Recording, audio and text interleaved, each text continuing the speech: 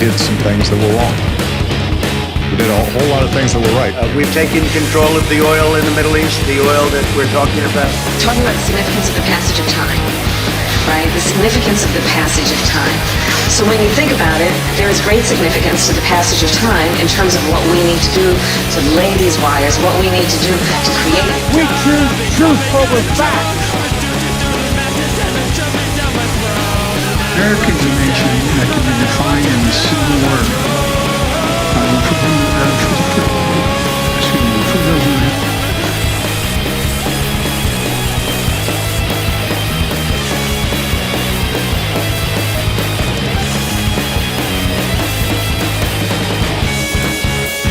It's estimated 200 million people will die, probably by the time I finish this talk. I agree that everybody wants that in fact anyway, my time's up.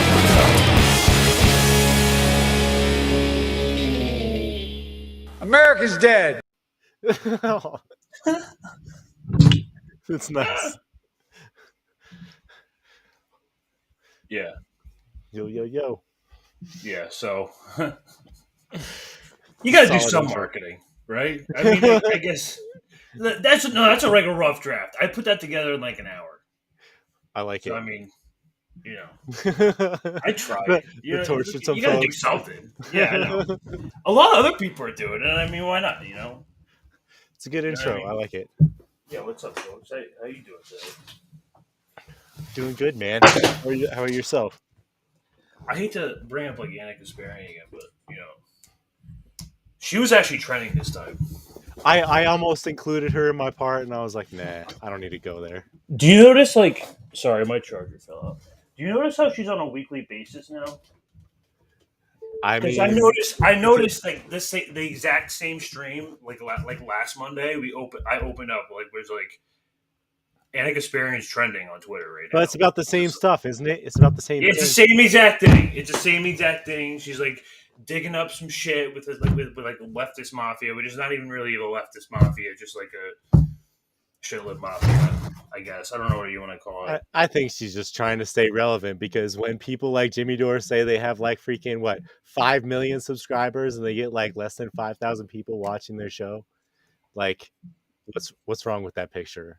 Like they don't. Yeah, no, it's kind of like the Majority Report, where like they have like way more subscribers, but they have like their average viewership. Nobody actually watches their shit. It's exactly. Bots. Subscriber count doesn't actually matter. It's mostly about like average like viewership. Yeah. It depends on what you do, whether you're like a streamer or whatever. But right. What's up, folks? I know friends and family, we're here. We're back with your regular segment. I think we're calling this alternative angle. We got that set. We got that intro set up now. I'm Greg, Big Man Crab, and this here is I'm co-host friend Chris 420 all at Twitter. You can follow all our links at the bottom of the description. You should subscribe to INN, also Big Man Crab. You can stay tuned. We got plenty of shit going on throughout the week. And we got Jesse Jet tomorrow. And there's actually INN News on Wednesday. And then Friday's Tara Reid. So you got a lot of content coming up. We're like a channel. We're like the PBS of Mondays at 9:30. PBS. So, yeah, no, you could just call us that. I mean, it's like a channel. It's like the regular hour segment. We got a lot. We got some things to, as you know, relevant by the title. We're going through some actual cultural bullshit today. Yeah, I tried to kind of avoid it, but a couple things happened this week, and I think it's worth bringing up. So finally got me to go into it. It's the very obvious, like, corporate just getaway. I think it's interesting that, like, the way. Well, I think it's interesting how cynical it is, but like it's definitely worth getting into. So, yeah. It's funny. We're popping that up with the Bob Lee Cash App murder. This is more of like an older story. We should probably like do this one first because it happened a couple of days ago, and it's probably worth just like yeah, definitely. Let's do the Rutgers one last. All right, and then we'll start with this one. PBS State Media. Yeah, no, we should. Did they get the tag yet, though? You know how Elon Musk tags Twitter networks as like American funded media? They should Twitter? have they should have. Yeah, you know, like how they have like well, it did like the NPR had like PBS. the state. Yeah, he labeled PBS like state funded. That's funny. And I feel like they should do that with independent networks, like independent. Anyway. Like what? The independent media, independently funded media, independently funded, yeah, or billionaire funded. The Intercept should be billionaire funded. Billionaire funded is like funded Intercept. Yeah. So this check mark. This one's a couple days old. We're pretty much just like well, to be honest, there's like really no details on this at all. It's a little disturbing, this video, but this is basically the whatever surveillance footage they could find. So first off, do you want to tell them story, like who this guy is? Well, no, this is Bob Lee. He's the founder of Cash App, also owner of Mobile Coin. I think I can sort of like get into his background. If I'm jumping the gun, I'll connect the dots in a little bit. Okay, that's cool. Then let's just go. Let's just watch. Cool. What exactly happened to this guy?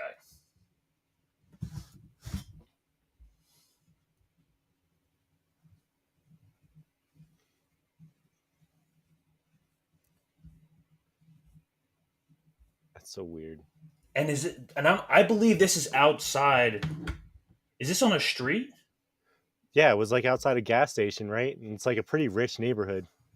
Yeah, no, it's in the Bay Area of San Francisco, and I really want to get into like how much people are gaslighting about the level of crime here, because there is so little crime like compared to like Los Angeles.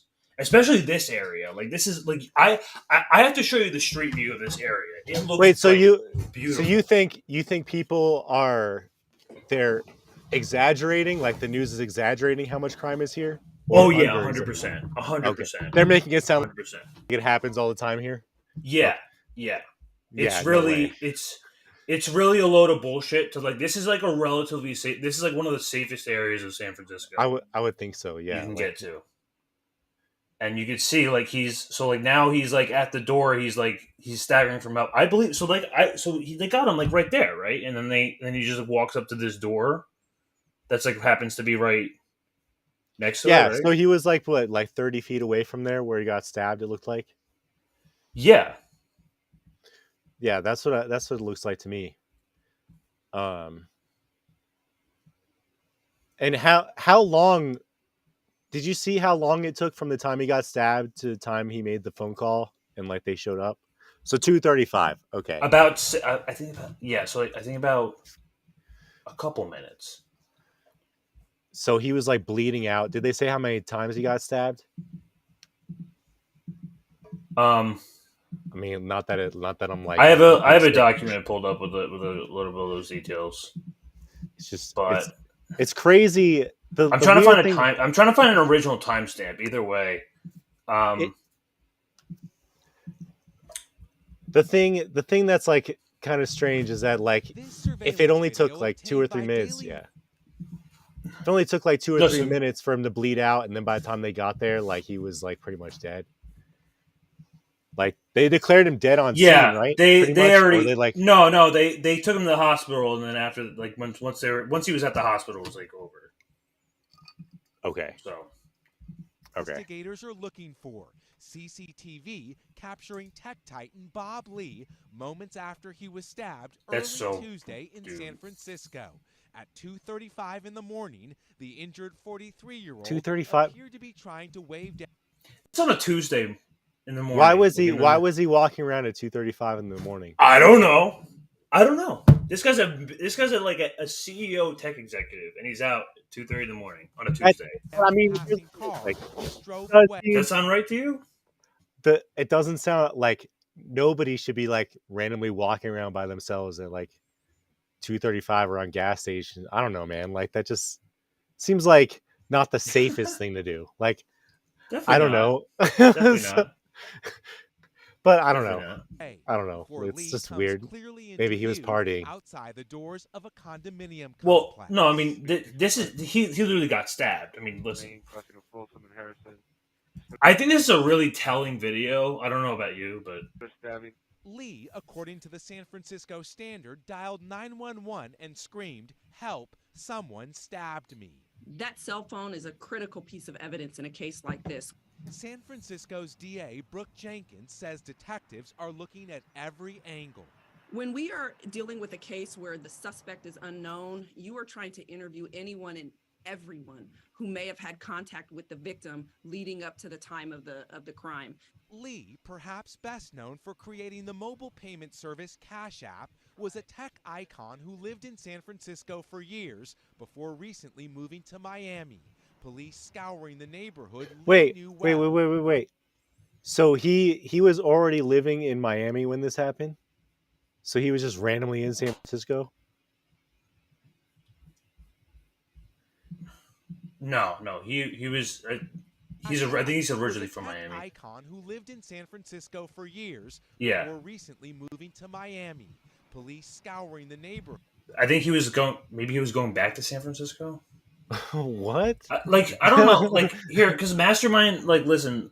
This guy was like he was like a family guy. Like he had like kids that he and like a.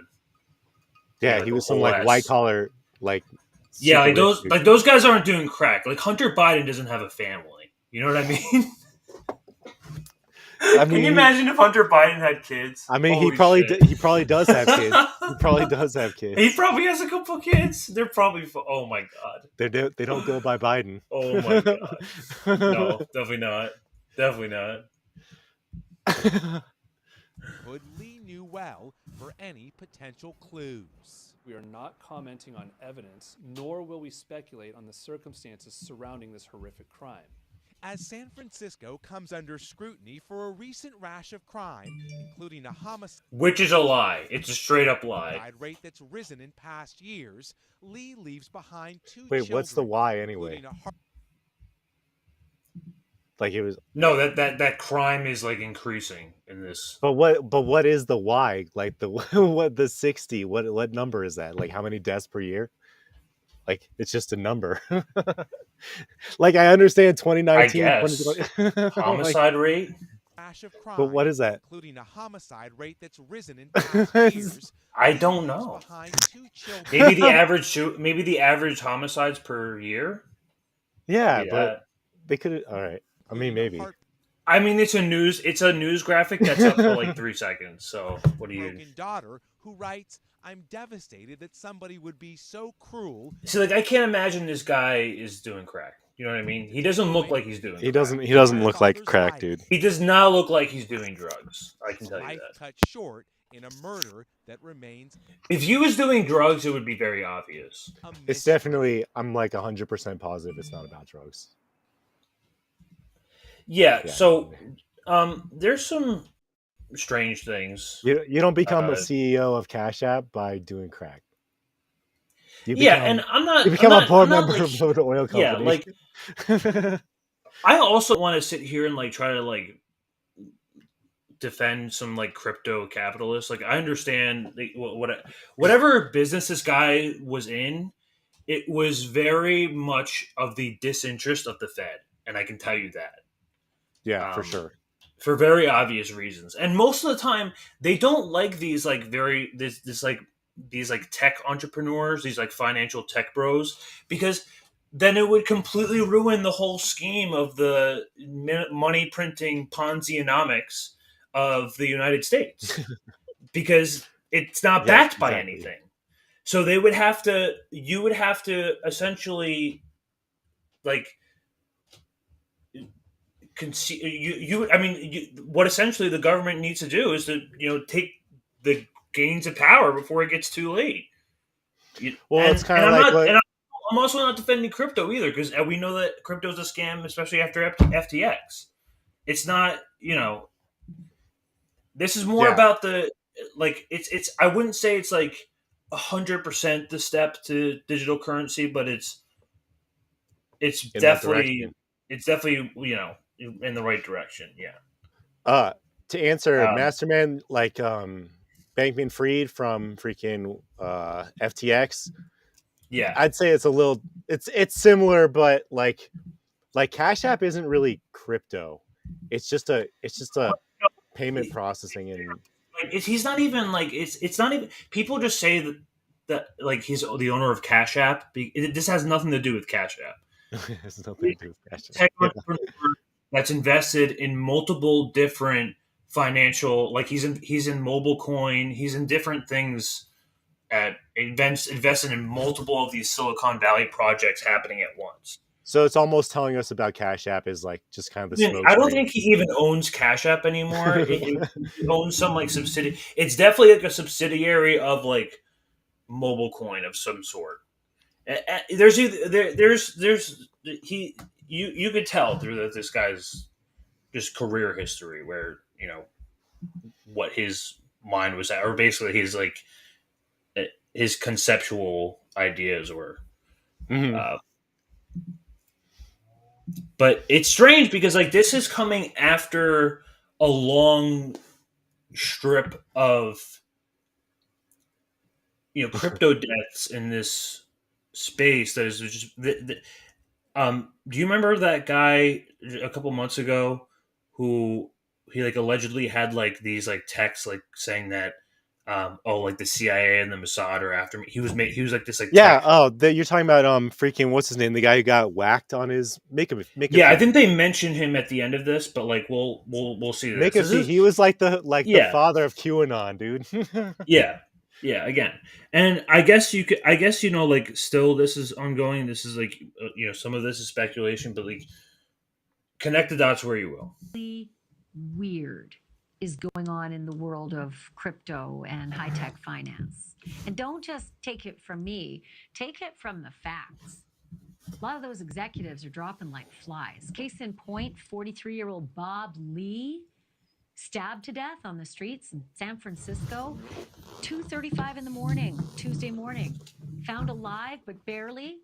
Yeah, what? Why is he out that late? Died in the hospital. And this guy is like a tycoon. Well, that's what I mean. Like you said, they said he didn't actually live there. He lived in Miami. And then why he was there in 2:30 in the morning, like it does that like that right there. It's always like, it's never like, oh, he was doing what he was supposed to do and got stabbed anyway. It's like, no, he was like not in the place that he was supposed to be at all. It doesn't make any sense. No. Texting about him. Even like Elon Musk is texting about this guy. He was the founder of Cash App. Do you remember Jake Shields came out and he was like, oh, my friend died?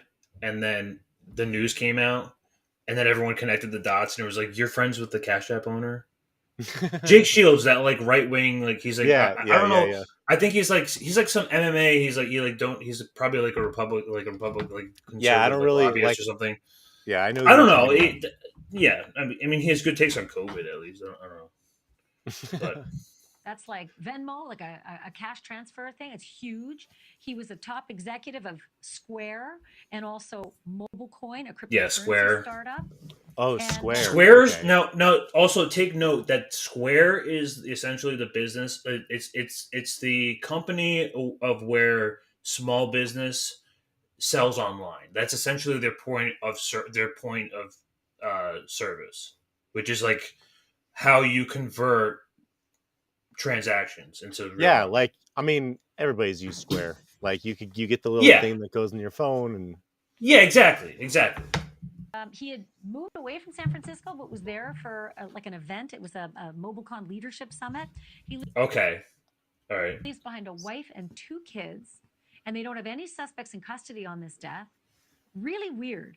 But maybe what's even weirder is that a lot of crypto guys have been dropping dead. Just since October, 3 top crypto executives have dropped dead. And joining me now with all these details is Caitlin Becker. She's a senior reporter with thedailymail.com. Were they jabbed? Who are the others, and what Who knows? are the This is circumstances? News Nation, Caitlin? probably. They're all very different circumstances, Ashley. I mean, and we're talking international heads of crypto. Nikolai Mushegian, who's only 29 years old. Tian Kullander was only 30. There was a head of a Russian crypto. We also have Gerald Cotton, Matthew Mellon. One of these are from Canada. This is going back to 2018. There was about I feel the 5, same I way, believe Christopher This Kringle. makes the 6th head honcho in crypto who's died under mysterious circumstances. Vyacheslav Taran, who is Russian, died in a mysterious helicopter crash. The circumstances Yeah, I around remember that. I remember are that. still kind of up in the air. 30-year-old Tian Kullander died in his sleep. I mean, this is 30 years old, and the circumstances around Mushegian's, which he was a crypto leader, he drowned off the coast of Oh, this is the guy. Rico That's the same day that he was tweeting very paranoid, very disturbing messages Oh, about yeah. the CIA and Mossad being after Bro. him. Following Yeah. his death, it was revealed that he obviously had mental health issues, which I think was very clear. But Oh yeah, mental health issues. Yeah. it's hard to I mean, mental. I mean, it could be. All right. look away from the fact that all of these deaths happened very bizarrely and in pretty quick succession in a relatively small field. This is all this year. Yeah, so All the of this is shit. Mushegian Well, was like found within the frozen, past, last 6 in the months, waters 8 off months, Puerto yeah. Rico, like Yeah. you said, having tweeted, "Someone's going to murder me." That's bizarre. Tian Bro. was worth what, $3 billion? Is that what his? That's what I'm just wondering his- if it was his, yeah, was his his com- group, like the Amber Group, his Yeah, company. the Amber Group was valued at $3 billion at the time of his death. And shortly before he passed away, they did have to lay off some people. So all of these deaths have raised some big Okay. questions, especially since the 3 that happened within weeks of each other that you mentioned at the top of this all happened after the kind of the fall of crypto. So this is no longer sort of on the rise. This is And some of after these the earlier FTX thing. ones in 2018, Gerald Cotton, Yeah. for example, he died with the information and the assets to his crypto wallet in his possession. So that was hundreds of millions of dollars. Yeah. So there is kind of like a vested interest that these guys can't be cashing out. Like, Yeah. So also, this guy is. Did they mention his like wallet and like? Information they're and like, you guys assets have to fake his money, crypto it's gonna wallet stay that way. in his possession. So that was hundreds of millions of the assets Oh to my his crypto God. wallet in his possession. So that was hundreds of millions of dollars. Yeah. So if there was a financial invested interest in this, they would have taken Bob Lee's wallet. They could have taken his car keys. They could have taken his watch. They could have taken anything, and they didn't. They just stabbed him, and that's it. Well, isn't it? Are you telling me that's just a crackhead? Weren't they Just a saying? crackhead in the middle? Didn't they try and say that was the story at first, that it was like a mugging gone wrong and he didn't have any cash? Like, I thought that was like part of like the fucking cover up at first. Like they pretended that was the issue. I don't know. I mean, frankly, like San Francisco police is really not being very transparent about this. Sorry about that. Shocker. On Netflix. Yep, I on binged Netflix. that till about 5 a.m, and it's awesome. There are either a lot of questions. I was just gonna say, either there is a curse or there are some very angry crypto customers who The lost crypto their shirts, curse. maybe. But Caitlin, follow this for us and tell us if you find out anything more about it. Absolutely, Ashley. Okay. So let's get a quick Google Earth of this area, just to get like an understanding of like how rich and loaded this place is. This is where it happened. That's the store. Yeah, do you That see like glass. how wide open it is? Like, Yeah, I mean, I still wouldn't want to be out there at 2:30 in the morning. It looks pretty downtown, but like, this looks downtown to you? I mean, is it? These look like apartment buildings now. I mean, no, like when he. Yeah. I mean, I guess you're right, but it's like, yeah. Yeah. So, like he was when he was like actually like knocking on that door that he was knocking on in the security footage. It was that guy. That was no. No, that's like an apartment complex. It was like a condominium, like a residential thing. So like this is like a residential, like people live here in this area. People walk in and out, and like yeah, I mean, it does. I don't know. I really don't go to California. I mean, I've been there maybe like once or twice, but either way, doesn't make sense to me. Yeah, and for everyone that's really like gaslighting about the crime thing, and like no, I know that like you could be a methed out person and just you just decide to like randomly stab someone. I mean, sure, yeah, but then you would take their wallet and then you would use it to buy more drugs, would you not? Or are you just you're too methed out to steal the wallet? Well, I don't know, man. I've seen like most drug addicts. Like, don't doubt them. They're smart enough to steal the wallet. It's not like they're dumb. Like, it's really not. Yeah, I don't. I mean, but didn't Fed Now come out? Yeah, and I'm about to get into that too. Okay. I really just want to like, hold on, like, well, let's try and build up the suspense a little bit. No, you know what? I'll get into like a little bit like of why this guy could. We'll start like connecting the dots a little bit here. As to why this could. The thing is, like, it's too rich of a neighborhood. Isn't this like Pelosi's district? Essentially, it's like way too rich of a neighborhood to have just like freaking crackheads around there. Like, it doesn't make sense to me. Okay, so then I'm gonna reference back to the crime thing. Like, for everyone that's gaslighting about the crime in this area, and like everyone from like literally like FBI agents to like police are like going ahead like San Francisco is violent crime is rampant. We gotta fund the police. Like, they're just using this as another excuse to fund. That's what happens whenever a tragedy happens or some mysterious death happens like this. They always have to blame it on like crime so that they can fund the police even more. Well, it's funny, like, yeah, because I was listening to more like the Nashville stuff, and like the police were doing more. They're like doing like their press reports and like stuff, and they were like, "Oh yeah, we need more training. Like, thank goodness for our training. We need to make sure we do our training. Like, got to make sure like get more training. Like, training was really what was good. So then like be like, we need more money for training." Yeah. So let's be a little honest about the crime in this San Francisco area. San Francisco is horrific and the streets are unsafe. You hear that a lot, but is there any truth to that? ABC 7 News reporter Leanne Melendez is here with the true facts regarding violent crimes in the city. Well, when someone is killed or attacked, it hits close to home. We know that. We understand that. Now, people have also witnessed the car break-ins, the shoplifting at stores, the lawlessness, and you suddenly hear people say, I don't feel safe anymore in San Francisco.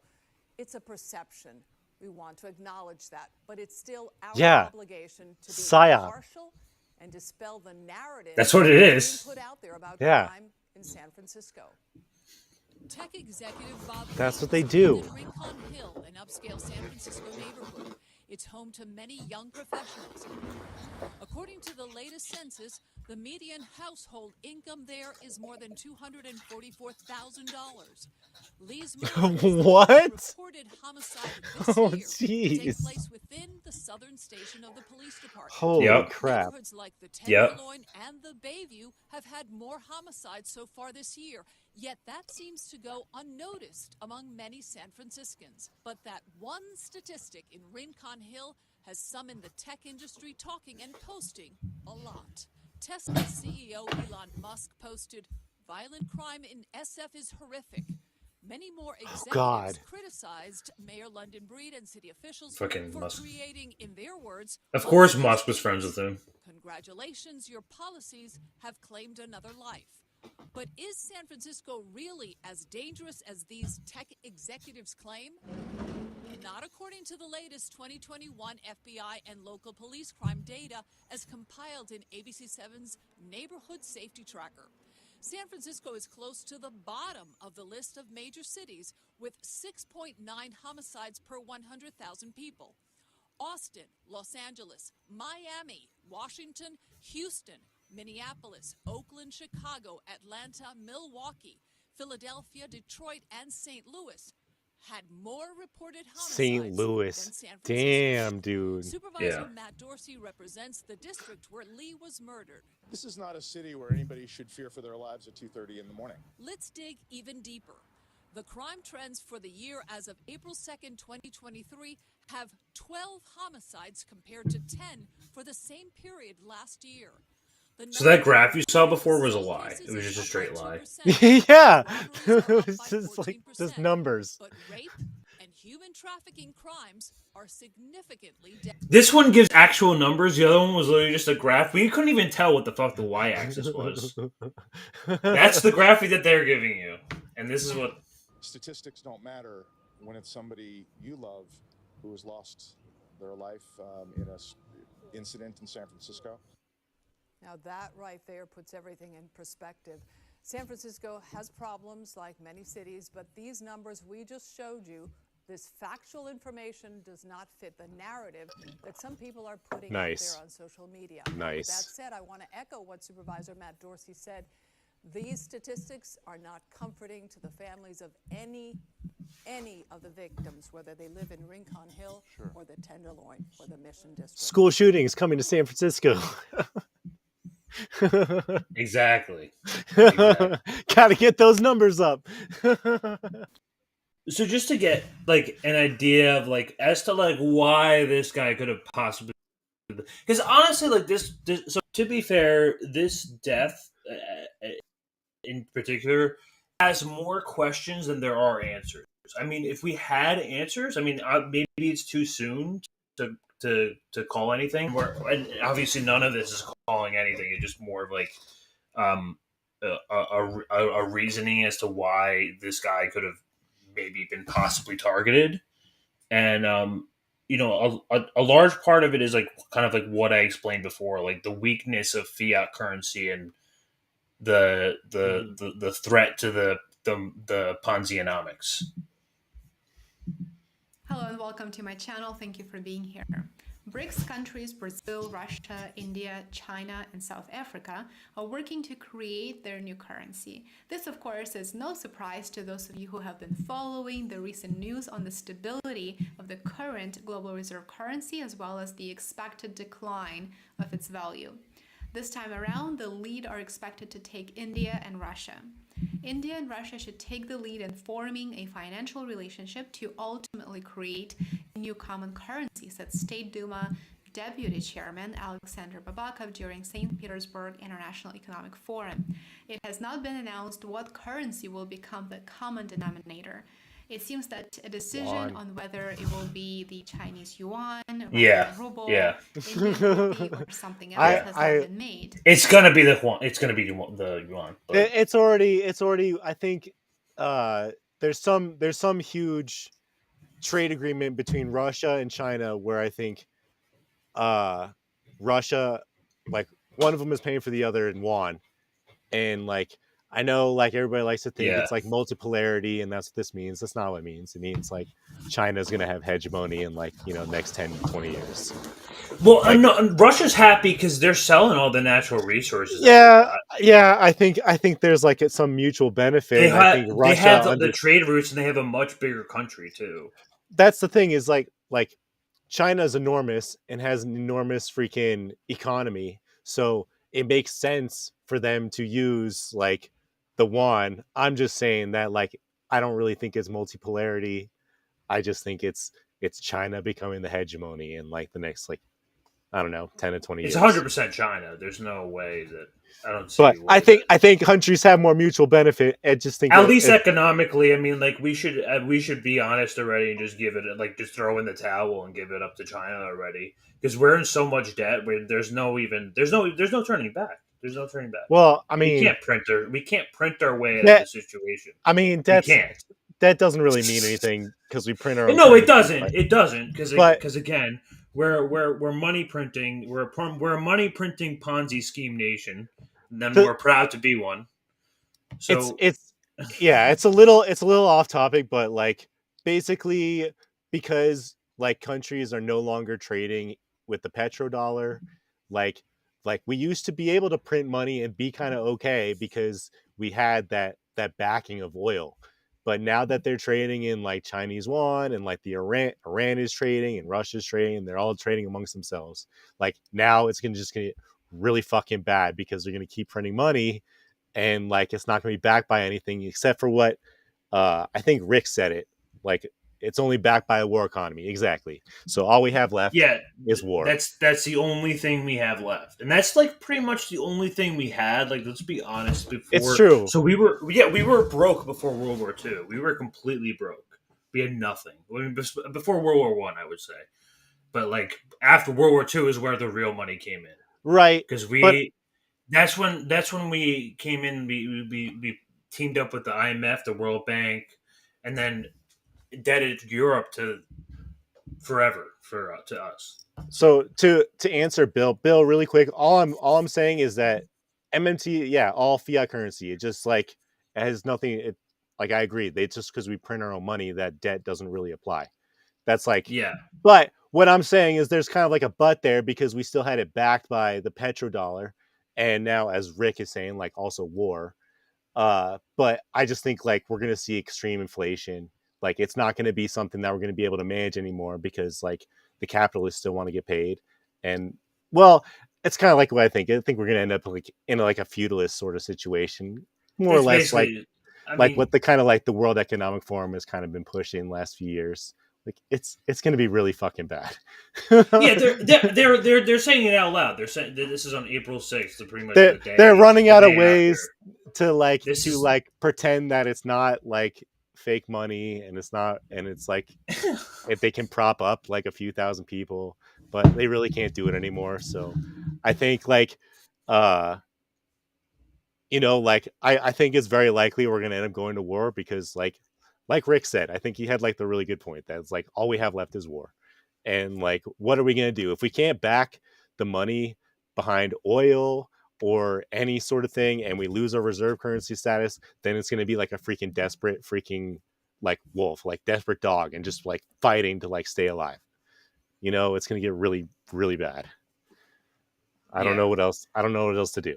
I don't know how they get out of it. Like it's not like everybody on TV thinks like like 6 months down the line and 9 months down the line, a year down the line, like at the end of the day the reserve currency status is going to go away, that we're not going to have like be able to trade with freaking using the petrodollar, like all that stuff's going to go away.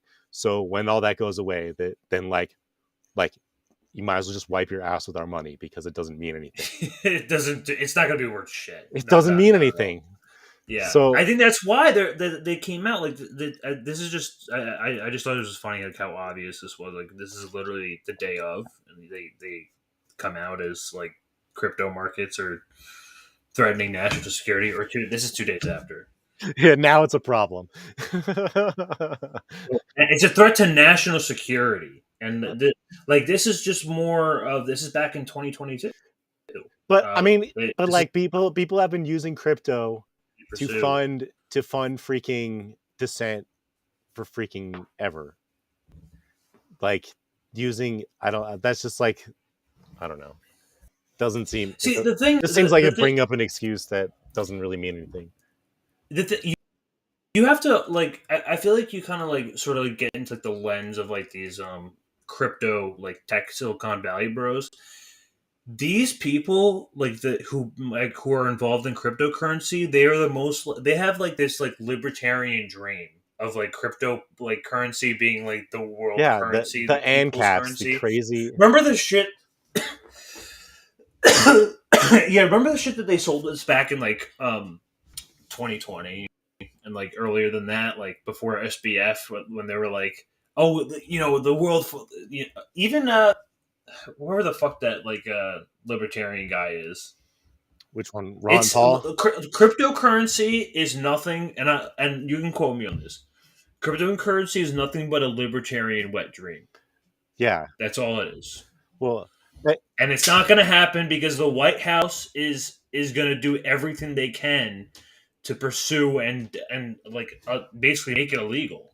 Well, so it was kind of like what I was saying a couple weeks ago with Michael Hudson is like is it really like decentralized? Is it really like its own thing? If like a freaking, it's really not. If a freaking, it's more of like crypto, because it has to be backed by something. Exactly. Yeah. And that's the other thing is like you don't really have like a free market with like cryptocurrency either, because currency still has to be regulated. There still has to be some sort of like enforcement mechanism to make sure that like the way people trade goods has some sort of like meaning behind it. It's not just like a free for all. So like the idea that it's like any sort of different than like just like going to the bank or anything else, it's not really. It's just less safe. So yeah, and I think most people are aware that they pretty much came straight out of the gate with it in terms of just right after just introducing the new no Fed hesitation. payment trade, no hesitation whatsoever. Just right out the gate, we're introducing the new Fed now, which is this new. It's basically, and people are basically saying like they're like, hold on. So is it literally like a Cash App clone? More or less. Of course. But I had a little graphic up. I'm gonna try to find it again. It seems to me that it's kind of like a precursor to when they implement CBDCs, and then FedNow is going to be the platform that they use for CBDCs, and like this kind of platform will just sort of go away or be deprecated. Yeah. So this is more or less what I was trying to reference. It's basically okay. Like you have the Fed, which is like the central, it's the central reserve, it's everything. There's the receiver financial institution, which is going to be like basically every bank. Right. So if your bank is down with Fed now, this is how they're going to be. Or even if it's a company that is connected to this bank, they're going to have all the, and this is why. So like, a lot of people are kind of overstating that this is like a form of CDBCs. It's not. It's scary and it's payment transfer. Yeah, it's scary in sort of like different ways. So okay, what exactly FedNow is it's basically a real-time payment that will be government-backed competitor to private sector alternatives. They're just saying it out loud. Yeah, just like Zelle, just like Chime, and any of the customer satisfaction privately issued cryptocurrencies. And that means the Fed. So basically the Fed now will allow the Fed, a government entity, to see intimate details of consumer transactions, which means the Fed, a government entity, would have access to all of your data, all of your purchasing data, without a warrant, and they'll be able to share it with law enforcement agencies, and they'll be vulnerable to hacking because they're not any better than the private sector whatsoever, and there's no, you can't opt out of this. There's no saying I would not like to share my data with the government. It's pretty much, if you're just going to be buying anything at all, then you're more or less going to be stalked by the feds, or the FBI is going to know what you're buying. At more So or what's less. gonna happen? So what's gonna happen to the apps like Cash App and Zelle and Venmo? They're still going to exist. They're like, so the private sector, like it's basically just going to be like a direct competitor, but they're the they're going to try to team up with banks and financial institutions in order to get them to use this. Kind of like, you know how Zelle kind of does that? Yeah, Zelle kind of does. Yeah, you're right. Yeah. Okay. So they're That's gonna try to interesting. team up with banks and try to like use like financial institutions. So like that's that way that where else are you gonna store your money if it's not in a bank? You know what I mean? Credit union. But I yeah, I mean, I guess. guess the super scene. Yeah, and That's interesting. I do just want to point this one last thing out. It does seem at one point that they're going to like force people to use it. Moby was his dream, a privacy protecting wallet for the get the fuck out of here, please. I will miss him every day. Privacy protecting wallet. So like how that kind of coincides with the financial like FedNow plan of being able to unwarrantedly just go through all of your financial data. I don't know. I make those are the dots that that are laid out for us for now, at least. And again, no details at all whatsoever. I mean, I would expect with all this surveillance footage, plus they have his phone, they have all that data in there, and they have his won't phone. say Like they won't say whether it was targeted or not. So well, we just have to assume that it is. Yeah, let's just do that. We can just do that. I mean, did the cops say that they were going to release the footage, or I mean, that's all we have. It's him staggering from like after his like so that's final what that's what the cops released. Damn. Yeah, well, so it's like that's what they have in terms of like surveillance footage in that surrounding area. I mean, that's all they really can go off of. Like, perhaps. I mean, well, I mean that's the thing because it's only one camera, right? I would think there. No, would be there's more multiple. right There's multiple. On that street. Are you kidding me? You could see there's multiple cameras on the Yeah. entire street. They Yeah, have multiple so that's why shots. I'm kind of like, why haven't we seen more stuff? Yeah, yeah. Not a whole lot of transparency. Not a whole lot. Surprise. Definitely not. Definitely not. All right. Did we want to pivot? Yeah, do you want to riff on some? You want to have some fun with this Bud Light mishaps? Yeah, so I got a bunch here. I got quite a bit. So yeah, Bud Light's part of it, but basically, I wasn't gonna do this part, and I was gonna do something else. But then a few different things all related to each other all happened the same week. I was like, all right, I guess it's funny, so I mean, it's worth. I guess it's like as good as any to kind of get into it. So yeah. So just to start off, I don't know if everybody knows who like Dylan Mulvaney is, but he's kind of like this like TikTok internet celebrity who went through like 365 days of girlhood and recently like fully transitioned or whatever, and has been getting like a lot of sponsorships, like crazy sponsorships for being a woman as a trans woman. So I just kind of wanted to highlight how this person's kind of came to be and show kind of like the absurdity of like how people are reacting to some of this stuff. So I guess I'll share my screen. Let's see. Where's my audio? How far are you Dylan like into like the company's like bottom line, the CEI scores? What's that? What do you mean? Like how Dylan helps the CEI scores of like different companies? Well, I'll show that. There's actually like it breaks down like okay. part of what they have to do is show outreach to the community. And so something like something like that. Hold on, just froze up on me. Don't lose my stuff. Sorry, everybody. I'm gonna close this window. Is it still frozen? Man. Yeah. Man.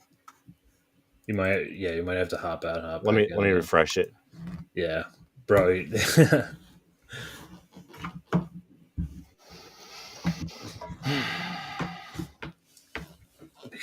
Maybe we gotta switch to like just straight OBS or something. Don't use Restream, folks. Don't spend your money on anything. Actually, don't buy anything. All right, let's try. Just getting some bad PSAs. Not give me the option to share my audio on this time.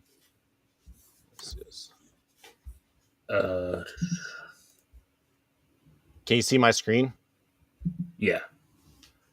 All right. You gotta open on like a separate screen or something. Huh? Open up. Can you open up that window all the way? Yeah. Can you see the thing with Dylan on it? Sort of. Yeah. Okay. There you go. Yeah. All right. So this is 2018. There's no volume. There's no audio. I mean. All right. Why isn't it? It's not letting me share audio though.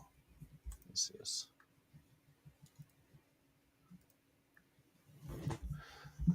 And now it's frozen again.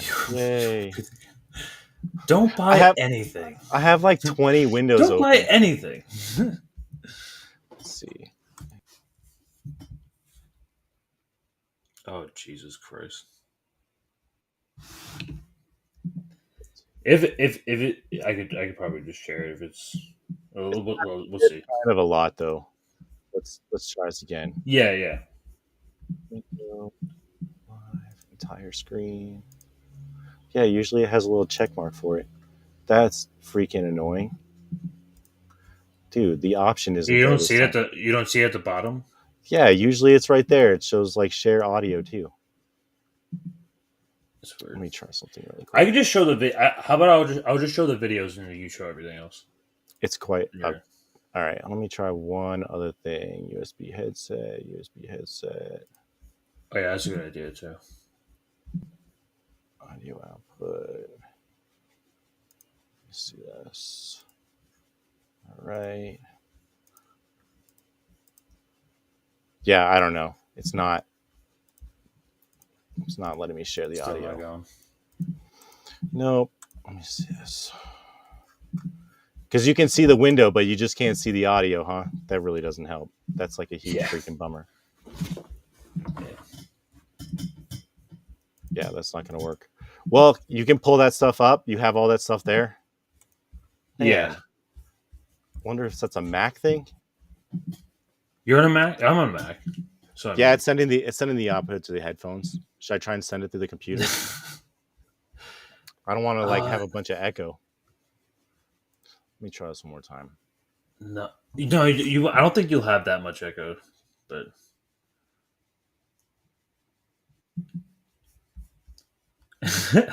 third time's the charm. All right, we're doing it. If anything, I have it too. Okay, do that audio. Let's see. Nope, it's not going to show it. Yeah, exactly. You might as well just take everything. Don't buy anything. Take everything. Is that just a bad statement to broadcast? To do what? Don't buy anything. Take everything. Just don't buy anything. Don't buy anything from a big corporation. Just buy locally. Try not to. Yeah, try not to. Try not to do that. I'm more of like, if you see anything, no, you didn't, sort of thing. Was this wait? What's the first video? It's in a different order though, man. Because I wanted to show the old ones first, like the freaking old school ones. Like, why isn't it letting me share audio? That's really annoying. There's like no check mark for it. Just tell me which tab it's like, which the title ones is. The ones I see on one, the. Let me try one other thing. I see this.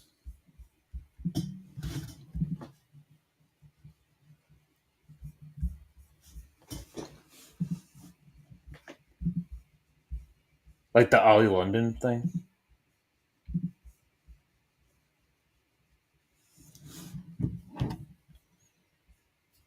You're muted. Yeah, there's no sound on your end. There you go. You're back. Yeah, but it's still saying it's unplugged.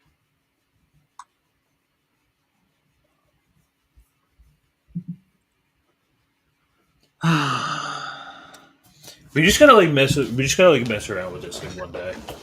It worked every other time. Sorry about that, everybody. Yeah. Had all this stuff planned out. No. Just, I mean, you could just. Do you see the private chat in the bottom? Yeah, can you hear me? Yeah. So you see, just send me links over. Just send me links if you. Oh, if there's anything extra. I see. Okay. Yeah. Oh my god. What? Yeah, but which one's the first one that? The Ollie North with either Price is Right or the other one, the other show he was on with Ellen. Yeah, you can do either one. Okay. And their real resolution is to get funky on national But television. this was in 2018. Okay, so this wasn't that long ago. Take a look. So, now I can hear it in my headset.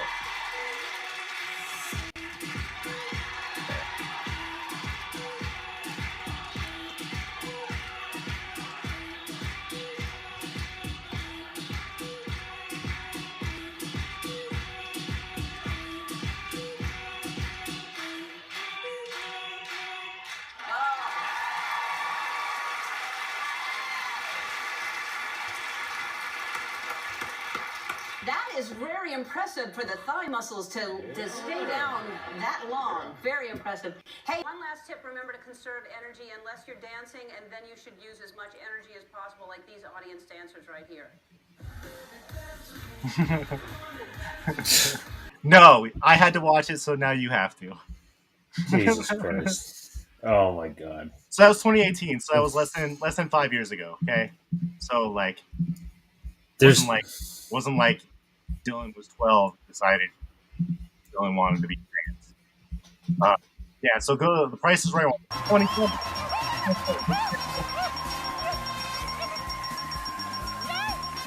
Dylan, how you doing? Right over here. Just stay arm's length away from me. Yeah, good. How you doing? So I was talking to you earlier, but tell the audience what you do. I am a yoga instructor, and I do musical theater. Well, thanks for bringing the energy, Dylan. Thank you. We have something pretty cool for you behind the door here. What do we got, George? We're going to entertain you with a whole new game room. Woo! This foosball table features sturdy 5-inch leg levelers with a rubber bottom to ensure a flat surface and semi-solid stainless steel chrome-plated player rods from Kick Foosball Tables. And this Western maple craftsman style. Yeah. You can skip to there's one more, skip to 2.5 minutes or something. Noodle soup. I'm still in it! So you know two prices already. Clearly you could tell this he's an actor. She's an super actor. They're an actor. They're an actor. It's a great thing. $3.99 to $5. Whatever it Which is. one do you want? I don't know. I'm going to keep the $5.99. Keep $5.99. Something else up here is $5.99. You can tell me what it is. You get everything. I'm going to say the soup. Soup, $5.99. So ridiculous. Pretty fancy. It is. Yes. Imagine if it was eggs. You got it.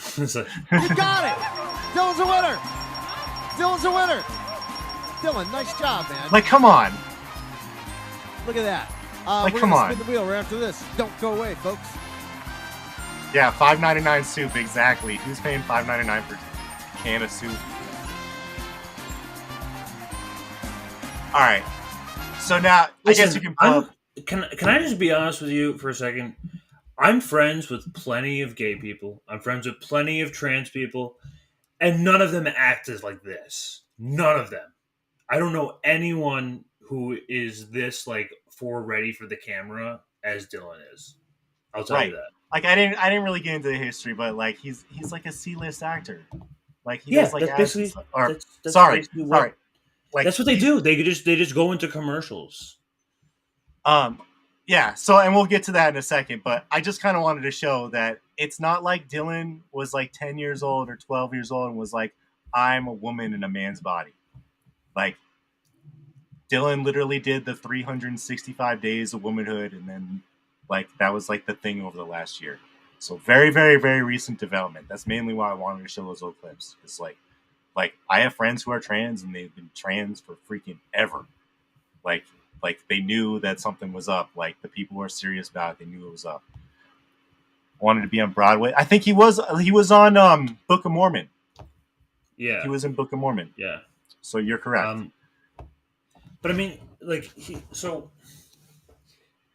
I really think what Dylan is doing is like sort of it's really a mocking of trans people, if anything else, because like what you're doing is like you're taking like the trans identity and like you're just like all of this is just making it look terrible to be it looks bad. It's terrible. We'll get to that, for but trans people. more than making it look bad for trans people, I think Dylan's kind of making a mockery of women, and that's like that too. And I think that's the bigger issue is like these people are being rewarded for kind of making caricatures out of like females, of women.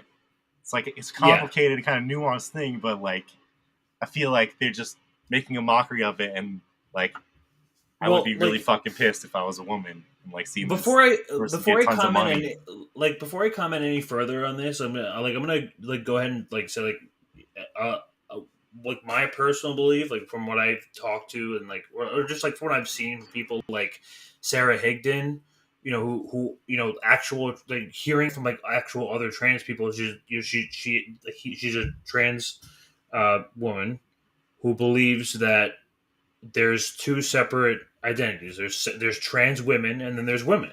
And there's nothing wrong with that. No, fundamentally. There's nothing wrong with that. There's absolutely nothing wrong with that. If you want to identify as a trans, as long as there's a significant, as long as there's like some like distinguisher, like dignifier that you can like make that sort of. I feel like that makes sense. Does it? Yes. Does it not? Yes, it does. And- I think and Rick for them to Salas be had like- a really funny comment. What did you? It is like an Andy Kaufman thing. Yeah. It really is, and we'll get to that. But that's exactly it. Really That's kind of is like almost that. exactly it. It's like, yeah, I mean, Complete with all parody. this money, like he's been doing the rounds on all the corporate commercials. Well, and at this point, we can pull some of them top up. surgery or something. Yeah, And What was the I'm next- not even trying to get into that discussion because I think people have the right to identify however they want. I just like that's not what my discussion is about. My discussion is more about how like trans culture has gotten so absurd that it's now like not only like totally making a parody out of the people they're trying to co-opt, but that they're getting rewarded for it, and that these people are actually antagonizing the people that they're trying to emulate. So it's just completely out of control. So it's not even about whether you're like passing or not. That's not the point I'm getting at all. So that's like a thing that's been freezing up. There's a lot of stuff, but like that's kind of where I'm coming from with this. I think we can have a more nuanced discussion about it. Yeah. For sure. So pull up. So there's some more. Pull up the Tampax one. I don't know if they're in order, but like you might not see them. But there's a bunch of them. I think there's 4 of them. One of them's Tampax. Internet famous. Huh? The face of Tampax. It's like a 15-second clip. Yeah, hold on. You'll see it. It's like Dylan, modern Dylan, or like what is it? Like Dylan being internet famous. Oops. Yeah, exactly. I got it. Like.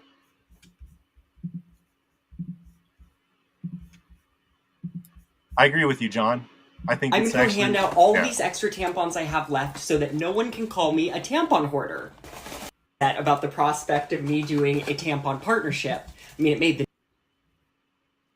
Okay, so you did pull. Olay, every day. This one's recent. SPF, that's just my way. Getting sun, I'm going cray. Olay, oh slay. Every day this, every day that. Let me hit y'all with some scientific facts. Enough hydration for the whole nation. SPF, baby, we're glowing on the daily. Monday, get my Vitsy. Tuesday, got lightweight energy. Whips go from cream to liquid. Saturday, Sunday, I'm addicted. Olay, every day. SPF, that's just my way. Getting sun, I'm going cray. Olay, oh slay. Embarrassing. This is like a complete mockery, dude. Like a complete mockery.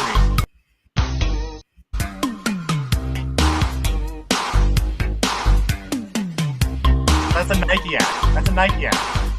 Dylan getting like $15,000 to $50,000 for that. Okay, like no small. So really quick, I guess I could share my screen for a second because I'm not going to share audio. Let's see something. Well, maybe I'll just wait, but yeah, sure. Hold on, I wanted to see. Well, we can do it after the Bud Light ads. But basically like with those ads, before we show the Bud Light one, like these are all things that like Dylan get paid for posting on TikTok, doing like a 30-second, minute-long TikTok, whatever, anywhere from 15,000 to over 50,000 per post, and it can be higher than that. Okay, so like something like Nike, where complete mockery of women, almost like I just find it incredibly insulting. I think it's just like how they're getting away with this. But this person, just imagine that like somebody's cosplaying and they're instead getting all the credit for it instead of people who are actually like born with the part getting cast aside. I just think it's like a really kind of patriarchal move. I really just think how it's like it's very ridiculous how this is the number one issue in this country, and we're it's already crazy. But I mean, I was looking at some other videos, and we'll see. Like it's like it's culture war shit, but like it's gotten violent and like it's gotten kind of crazy. Dylan's just kind of like the like parody of it all, but there is kind of like an ugly side to all this as well. And if Dylan was like, and the thing identify as what you want, but like I draw out red flags when I see that you're making all this money, and he doesn't even like really put in that much of an effort into like womanhood. He doesn't like seem to like. He doesn't have like. I mean, he has all the money for like all the surgery he wants. I mean, look at Blair White. Like she's loaded, but she can do whatever she wants. I mean, and also like other and I'm. Look however you want. It doesn't matter. Like however, you know, it doesn't even like entirely the point of what I'm saying. It just like if you're gonna be like kind of like the face of like quote unquote like transhood. I mean like I don't know. It just doesn't seem to add up to me. I mean, I'm more of the opinion that like why give a man that opportunity for co-opting womanhood when there's like probably women who do the part pretty well. Yeah, there's women who could co-opt womanhood pretty well. That's like let's leave it to the women. That's the patriarchal society that we live in. That's exactly the problem.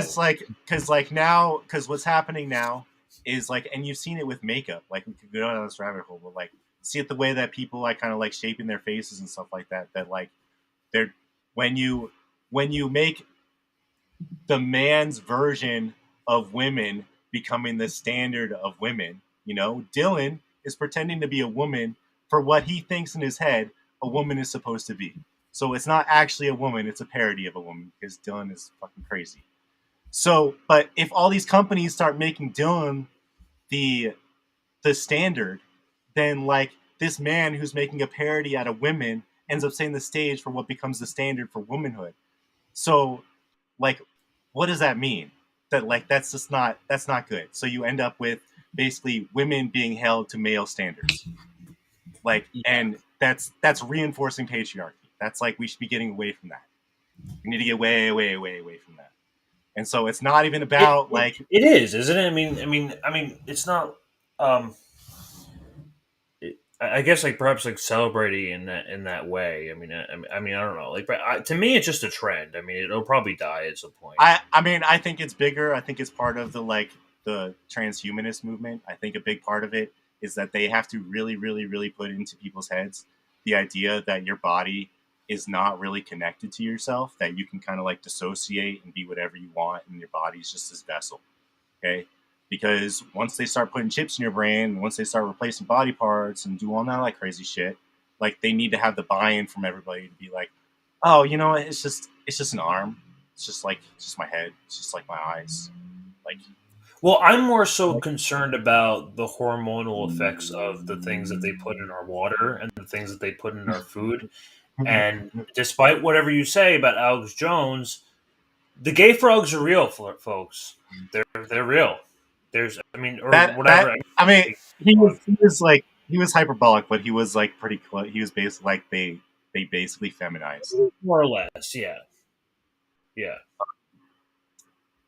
Yeah. So it's just, I just think like we have to be mindful of this guy getting hundreds of thousands of dollars per month for pretending to do something that like half the world does as a job every single day, as like they are every single day. Yeah, do you want to show the article already?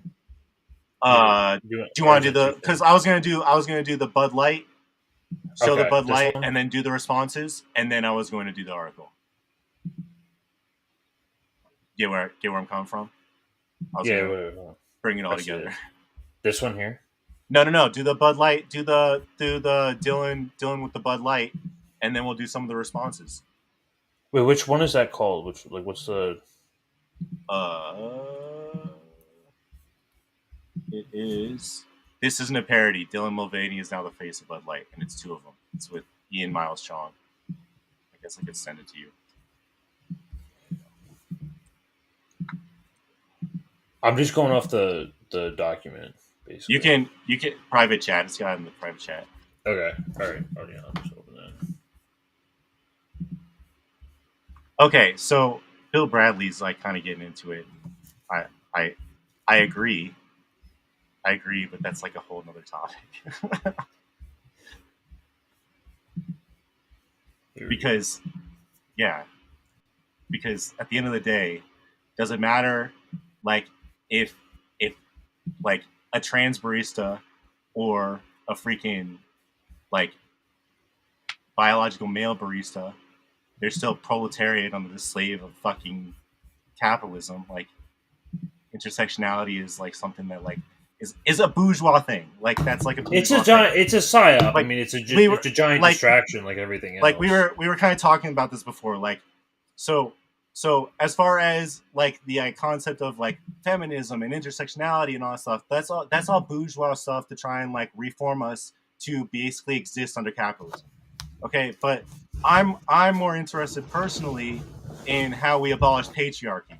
So like, and that's something that's a core belief of mine. So like, while I understand the intersectionality is kind of like in the weeds with like, and really isn't that the original foundation of feminism is to like abolish patriarchy, having the actual equal rights. You know what I mean? It's like actual equal rights. So this is like a perversion of it. Like the idea, right? Anyway, like it's a parody of itself. Basically, aren't using their brains on this one. My computer's like running slow. So long. The estimated hold time is now less than 96. Oh, now it's your turn. The estimated hold time is now less than 96 minutes. Hi. Impressive carry skills, right? I got some Bud Lights for us. Got them both going.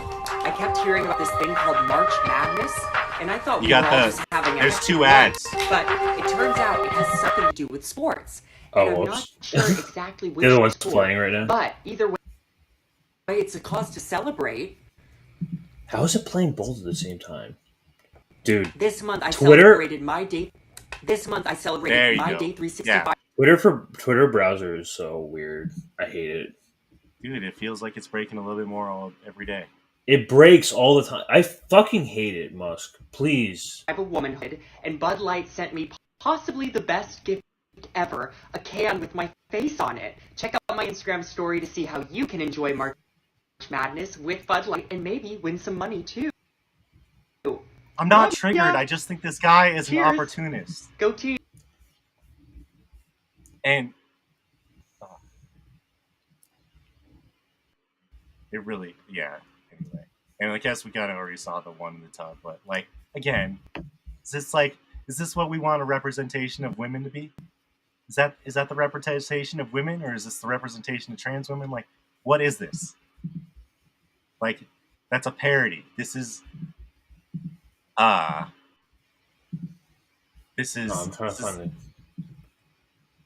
I don't know why people are pushing that, but you can see. So now we can get into the kind of the reactions. I thought it was ridiculous. That people are coping so hard, whether to just get internet famous or they really feel passionately about their Bud Light, which I find it hard to believe. Like, I started like looking at these, and I honestly kind of thought that part of like, what if there was like a second layer to their marketing where they're like, we know people are going to rage about it so bad that that's going to generate its own like publicity and virality in and of itself.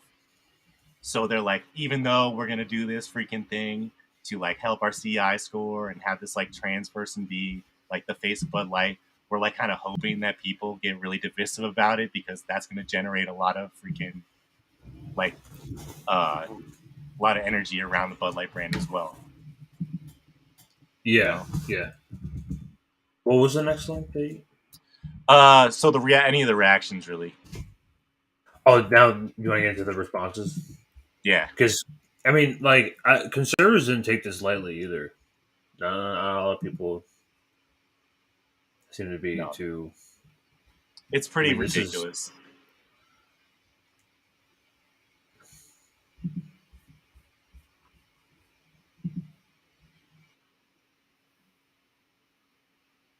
Yeah, I'll pull up the video of the VP in a few minutes here. I want to get into some of these reactions. Did you pull it up? I'm trying to pull them up.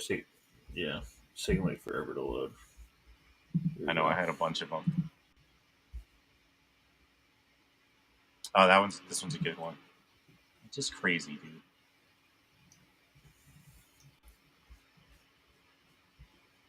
There's no market to cultivate. It's all fake. It's all fake.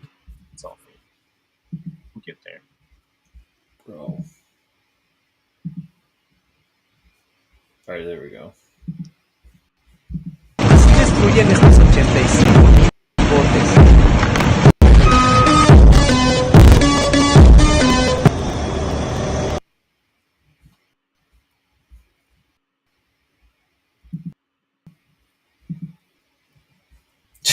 Yeah, it's crazy. I just show this on my phone. Can you do it through your phone? Can you try sharing this? Huh? Por supuesto que dentro de 85,000 ellas no podrían faltar las caguamas. Vean ahí. Llegó el momento, vamos a ver cómo esto crash se destruye.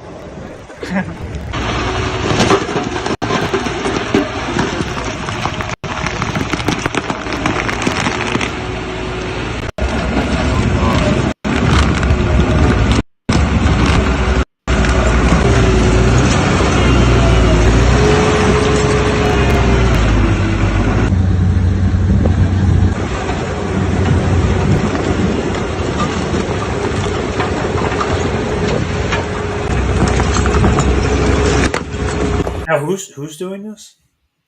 I don't know. It's some distributor. Just. I just. Yeah. Okay. A lot of money, bro. Por supuesto que hay algunas que dicen mejor vale que aquí murió y quedó. Están tratando de ir, pero van para atrás. Y pues bueno, así quedaron. Esta es la escena del crimen. Y aquí quedaron, bueno, todas las latas, como usted puede apreciar. I have no idea what he's saying, but Just seems like an excessive, Is this a lot? I don't know. Is this too much? Tell me. Is it too much? It's just the amount enough amount of outrage. Esto ni en los Monster. Oh my god. Monster Crush.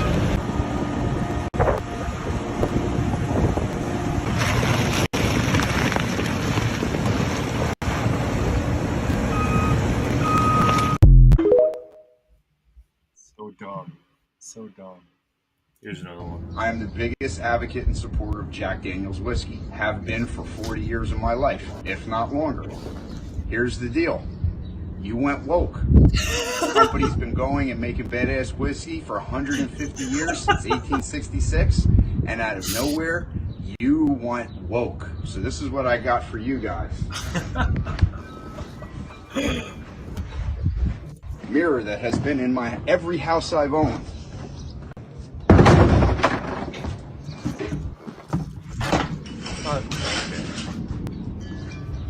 Every Jack Daniel's glass that I've ever owned. Another example of wokeness. Like people losing their minds about this stuff. I think this one's like a little different. It wasn't. You know what this is? This is just another version of wokeness. This is like anti-wokeness on like a different. You know what happened in 2016? It's like the Jordan Peterson mindset. Yeah, that's exactly what it is. It's like for some reason, like maybe it's because we live in like such a two-party duopoly that people live in this binary like mindset where like you're either woke or you're like super anti-woke, and there's no like distinguishment. Yeah, of, like, but that's how everything is, and that's that everything's in two camps, and you can only believe one thing or the other. And if you say anything that's like criticizing one, you're automatically put into the other camp. But that's not us, Greg. There's We're no different. Oh yeah, no. I mean, I listen. I literally like talked to like my family like this past like yesterday at Easter, and my aunt's like she was talking to like my cousin and like his girlfriend, and she was like saying they were talking about like politics and like talking about like how like my cousin's a liberal, and he's like, oh, like I'm not a liberal, and then my aunt's like, oh, you should talk to Greg, he's a centrist, and I'm like, I'm not a fucking centrist.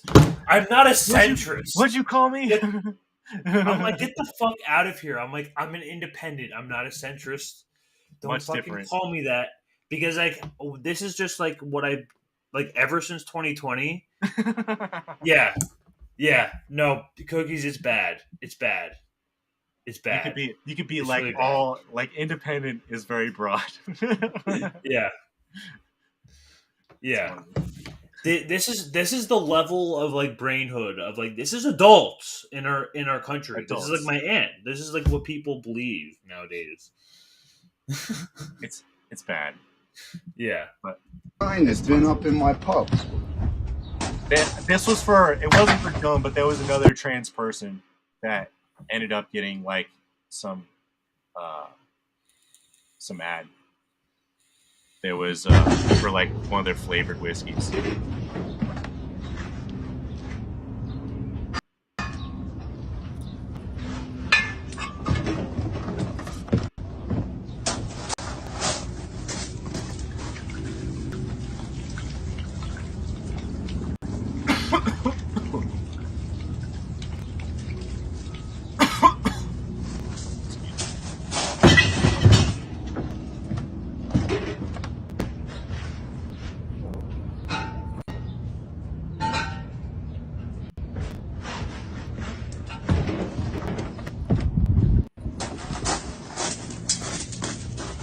Like, come on. At least you already paid for it. Like, why? At least drink it. Come on, you fucking idiot. Come on. This is nothing but a waste of money. You want to show... You know what this is? This is the equivalent of, like, taking your camera and like, filming a TikTok at the gym. It's the same exact thing. This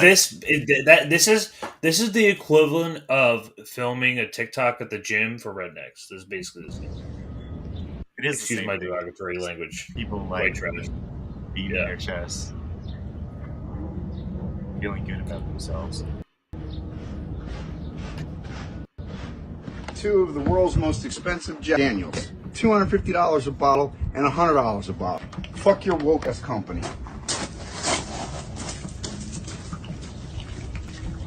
Fuck your woke-ass company. Dude drinks a lot. It is true. Definitely had a lot of alcohol in there. Like bro.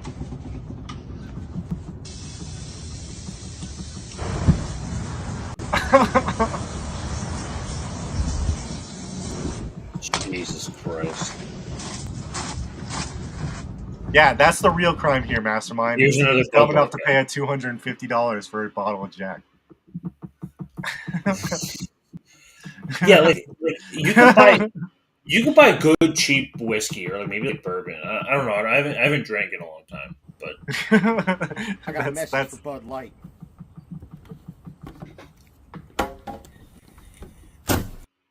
Actually kind of based. Potato cannon. What? What did you just do? Launch that off a potato cannon. That's clear.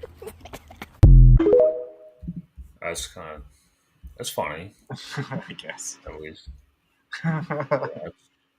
Grandpa's feeling a little frisky today. Let me say something to all you and be as clear and concise as possible. Come on.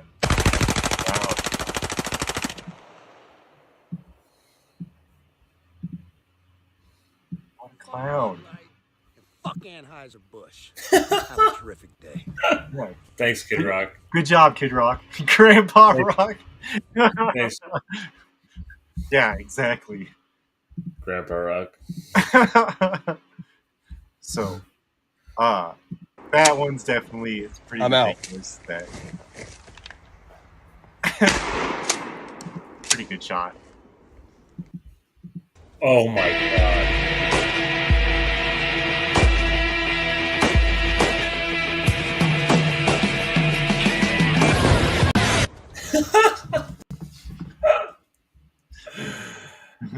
Oh Jesus Christ! So what? Okay, so these last couple. So this is actually just kind of showing. So with all this, just anecdotes of people not actually buying the shit. Like, there's no numbers yet. There was people throwing around some numbers. I couldn't verify it. You can't just look. You can't just look at the stock exchange and then. Yeah, they're down like almost 4% for the day, like $5 billion. But like, I don't know if it's all just like people reacting, like play this guy. It's obviously people reacting. The stock market's super volatile. Yeah, but the stock market, like, it's kind of divorced from reality. Like, they could be fine. It could be up 4% tomorrow. And it doesn't really mean anything. Like, if people aren't buying shit, that's kind of what I'm curious about. But Yeah. this guy's like a distributor, works for a distributor, and he's talking about nobody's buying shit. I work for an affiliate company. I am a merchandiser, and the sole product of the company I work for is Anheuser-Busch products. So with all this canceling going on, I've never seen such little sales in this past few days on these products. And it's sad because when people don't buy this beer, I don't make money, and I can't feed my family. So it's kind of heartbreaking, I guess, that Anheuser-Busch did what they did. They don't know their clientele. So it's kind of heartbreaking. Thanks, Anheuser-Busch. I may not be able to feed my family coming up here soon. Is he being serious?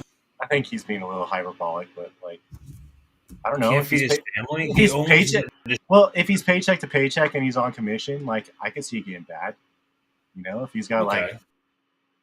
like that would suck to have to like go and do a different freaking sales job or something different. I don't know. I could see it, but yeah, like the other one with the cooler. Like the thing is, I don't think Bud Light's numbers change very much year to year. Like I saw some, like, but it's like Well, I have one with the VP pulled up too. So I guess we can go to. I can guess we go to that one now. Just Today we salute you, Mr. Budweiser, head of marketing guy. Only you could take a beer and make it 20 years of amazing ad campaigns, and this is where we end up. Not gonna buy it. What the fuck were you thinking? Real. Yeah, so there were a few like that. That's fine. So I mean, there's anecdotes, and you can't really take it as fact, but there are stories of people being like, you could imagine, like in a right-wing town or a small town, that people would like all band together and kind of do something like that, and you'd see an impact. Well, also, who's drinking the beer too? I mean, it's a very narrow demographic. Most like leftists are smoking weed.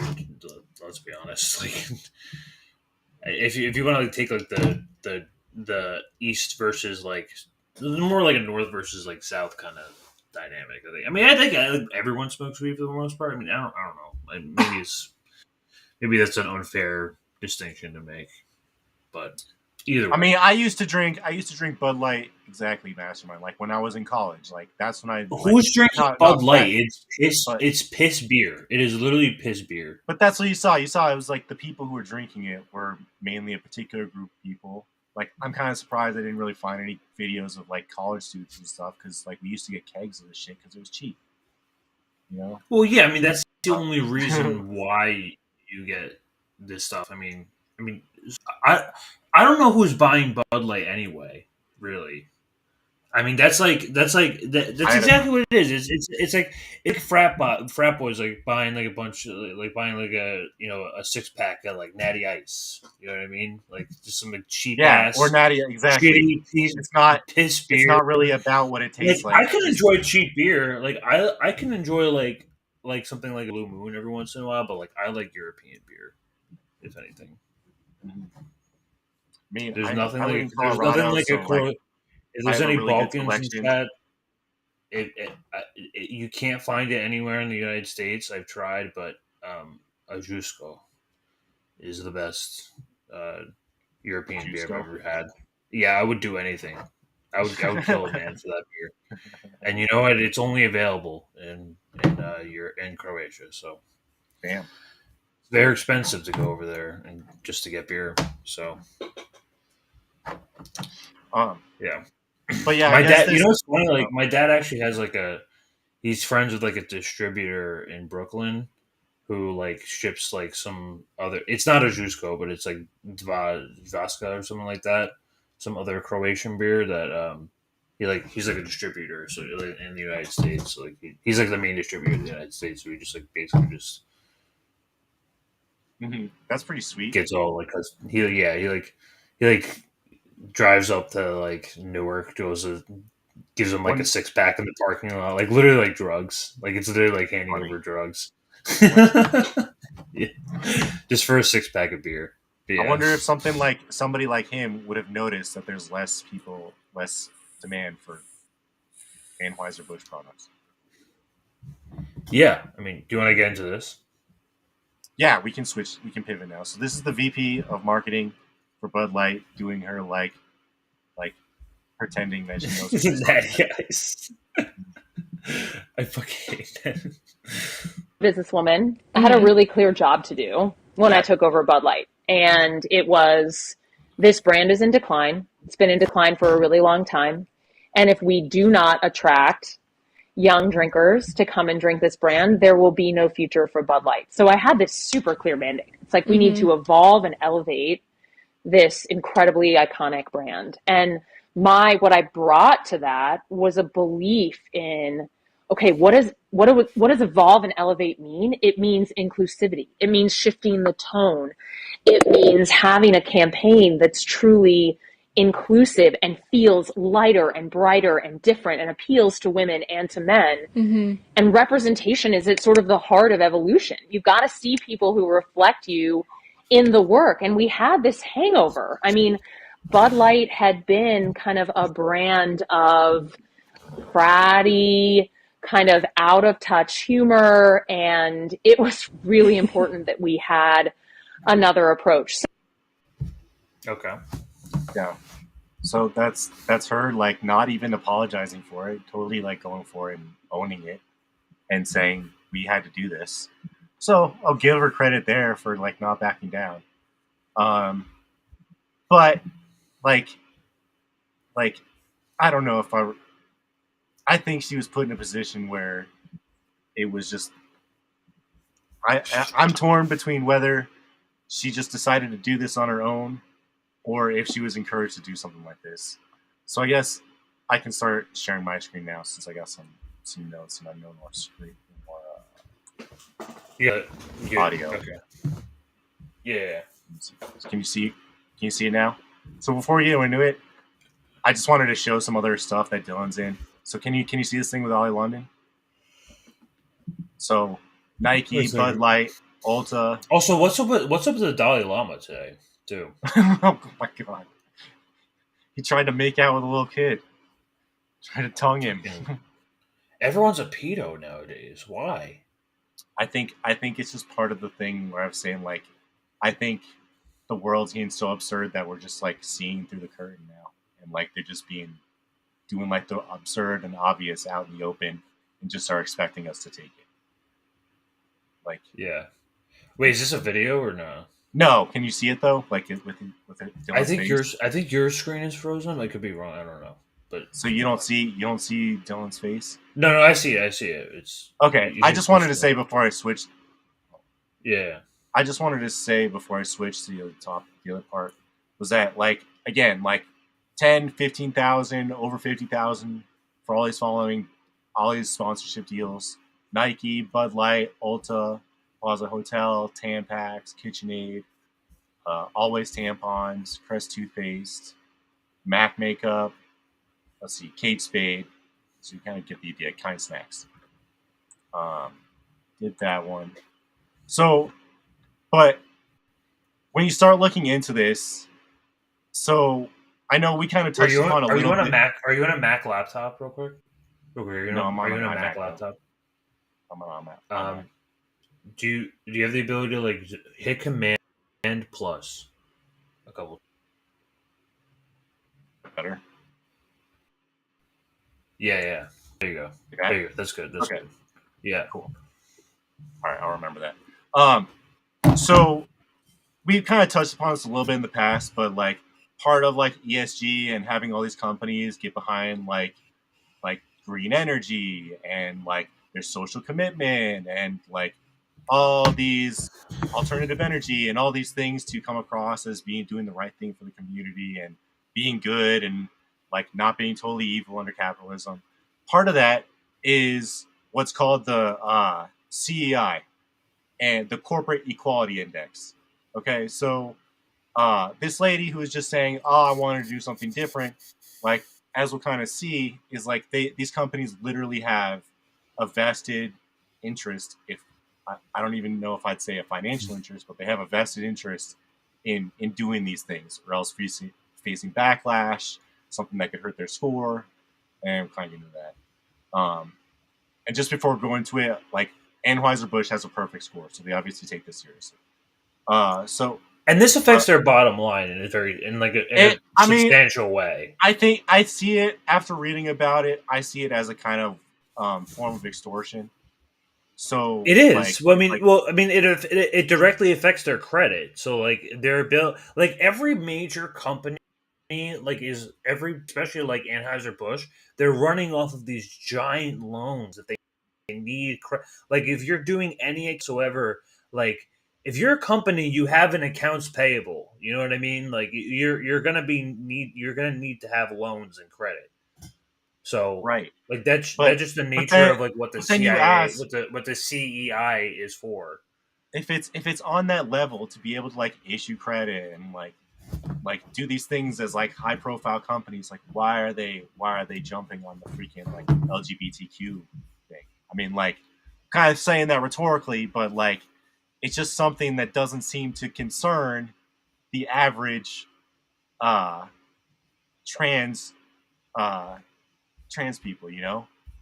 Like, Yeah, well, I mean, you could. I mean, do you see how like it's run by HRC, the yeah. political. So yeah, and I'll pull it up. So like, yeah, the human rights campaign. So lucrative deals and ideological advertising campaigns, all plan to business, corporate equality index, a ranking overseen by the Human Rights Campaign. The most powerful LGBTQ plus political lobbying group in the world compiles woke scorecards based on corporate box ticking. Okay, so total bullshit. Businesses that meet the criterion earn a maximum of 100 index points are awarded Best Place to Work for LGBTQ Equality title, which 15 of the top 20 Fortune-ranked companies achieved. Among these corporations that received 100... In which, yeah. like, in which Dylan is like not even like it's not his place of work. Either. It's not even. Like, it's not. He's not even a part of it. He's on a contract. He's contracted by these companies. It's a temporary thing. Look how ironic when you think of the best places to work for, the best corporations. Do you think Walmart, Amazon, Apple, and Google? Like the most evil corporations take this shit so fucking seriously.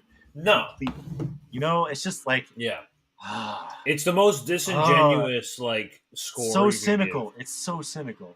Yeah. So the CEI, what did we say it was again? The credit corporate equality index. Corporate equality index. Just some fucking jargon.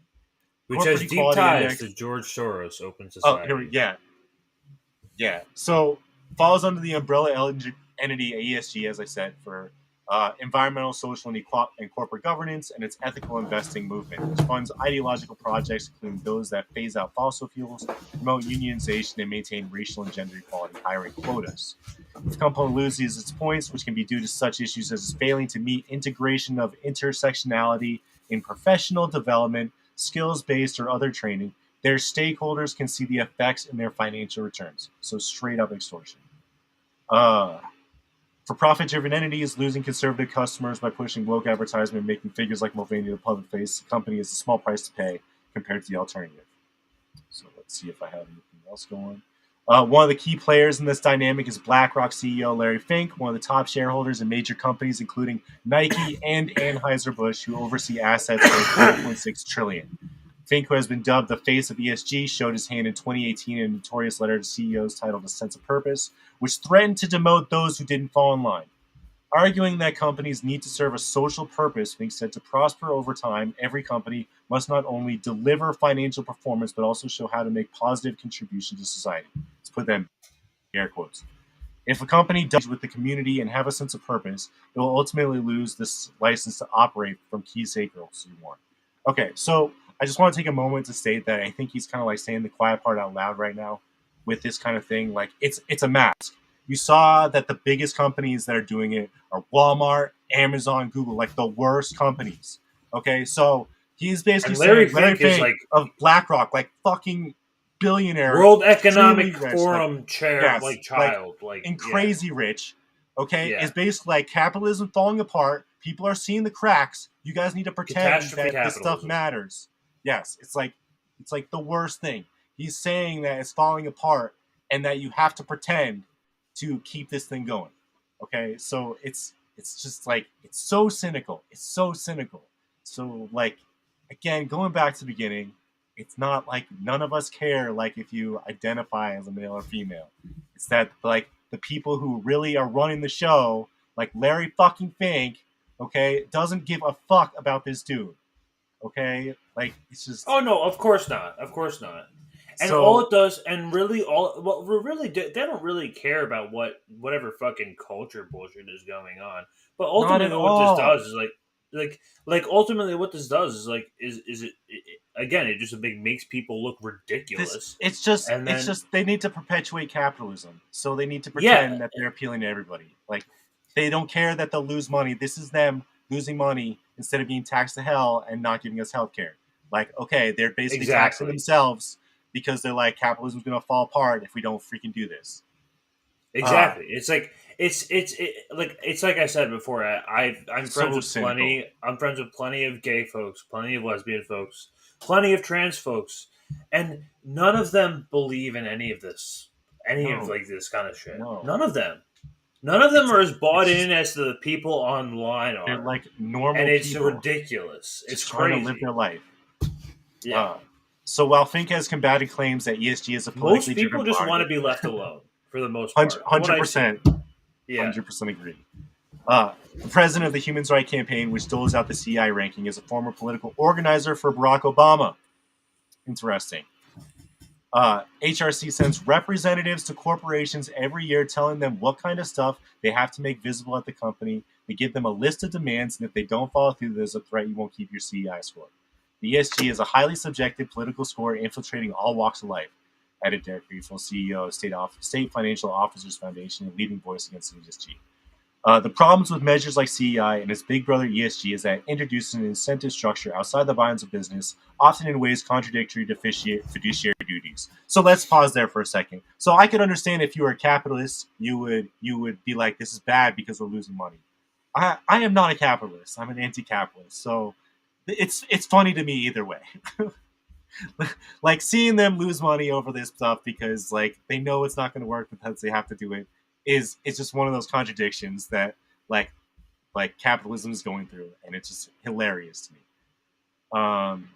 So anyway, I thought that was like a pretty good article. So now let's take a look at Anheuser-Busch score so we can kind of like see what some of the highlights here. So you can see Big Fat 100, of course, and again, this is Larry Fink's company.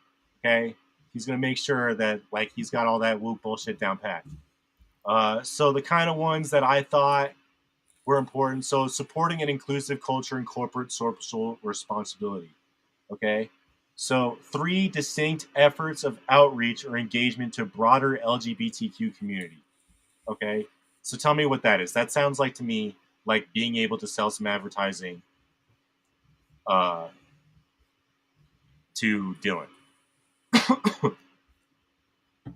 You know, that's how I see it. So as far as this is in the context of everything's going on, you know, I'm 100% say that like maybe this freaking dumbass VP of marketing, although she went to a freaking, you know, Harvard and freaking Wharton, like maybe she doesn't actually believe the bullshit. Maybe she's just doing it because she knows the CI score is zooming over and she's just like faking it till she makes it.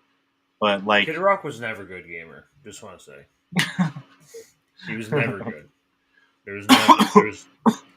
No, never. Exactly. Exactly. Bill Bradley's got it. He's got it. Wonderful takes tonight, Brad. Just gotta say. Good to know. Bill.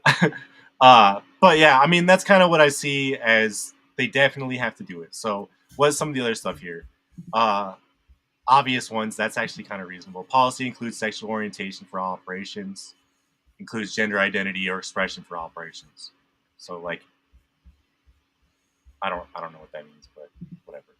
Inclusive benefits, equivalency in same and different sex spousal medical and soft benefits, equivalence in same and different sex domestic partner medical and soft benefits, equal health coverage for transgender individuals without exclusion from medically necessary care. Okay. And then supporting an inclusive culture and corporate social responsibility. 3, LGBTQ, internal training and education best practices. So that's indoctrination. Okay. Employee group or diversity council. Again, indoctrination. 3 distinct efforts of outreach or engagement to broader LGBTQ community. The LGBTQ community. So that's Dylan. And then LGBTQ corporate social responsibility, whatever the hell that means. So, and then I guess responsible citizenship is something that hasn't been done. But let's see.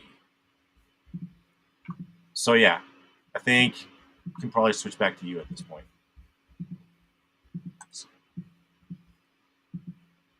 Yeah, am I the only one who thinks it's like ironic that Human Rights Campaign also, like, the acronym for it also stands for Hillary Rodham. Clinton.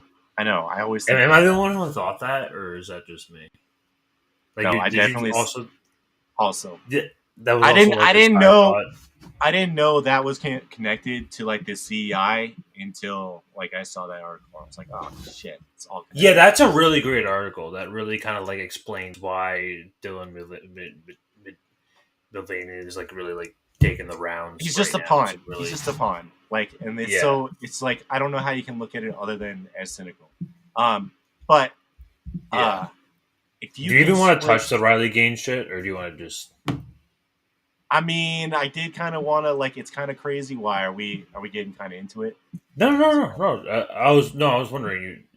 I definitely like. There's definitely. It's because that's like the Dylan stuff's obviously kind of sensational, and I think it's that really is like the more like culture bullshitty part, and like that is more culture war part. But there is kind of other stuff of how like this kind of like gender ideology is just being pushed on us that happen in other ways, and I kind of wanted to show some of that.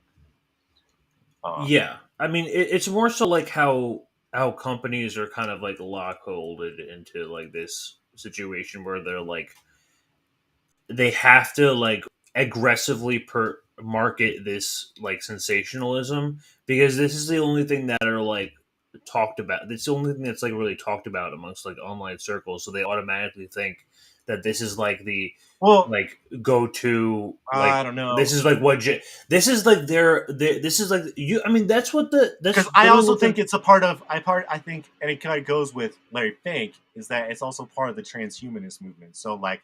I agree with that, but like I see like these like subsidiaries of like he's like investing purposely in these like extremely like gender ideological radical movements that like are insane on purpose to so that they could police all these other companies and all these like get them all to fall in line brands and get them all to fall in the line. Yeah, no, exactly.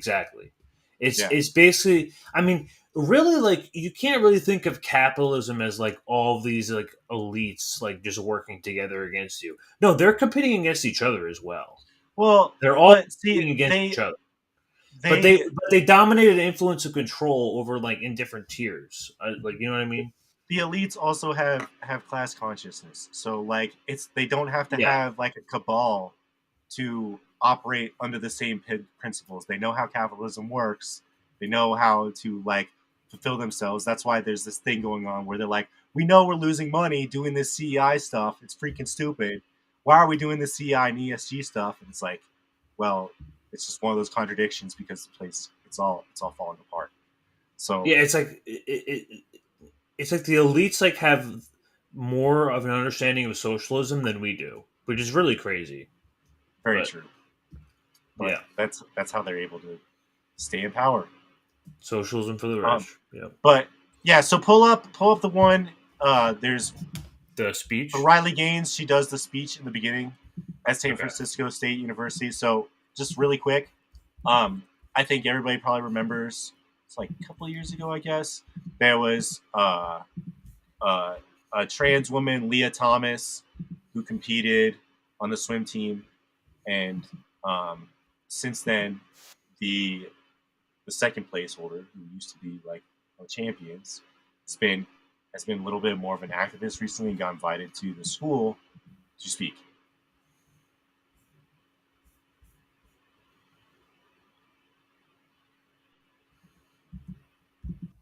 My name is Riley Gaines. I'm a recent graduate from the University of Kentucky, where I was on the women's swim team. I proudly finished my career as a 12-time NCAA All-American, a 5-time SEC champion. I am one of the fastest 200 butterflyers of all time. But on March 7th, give it a moment to load. 1 second. Man.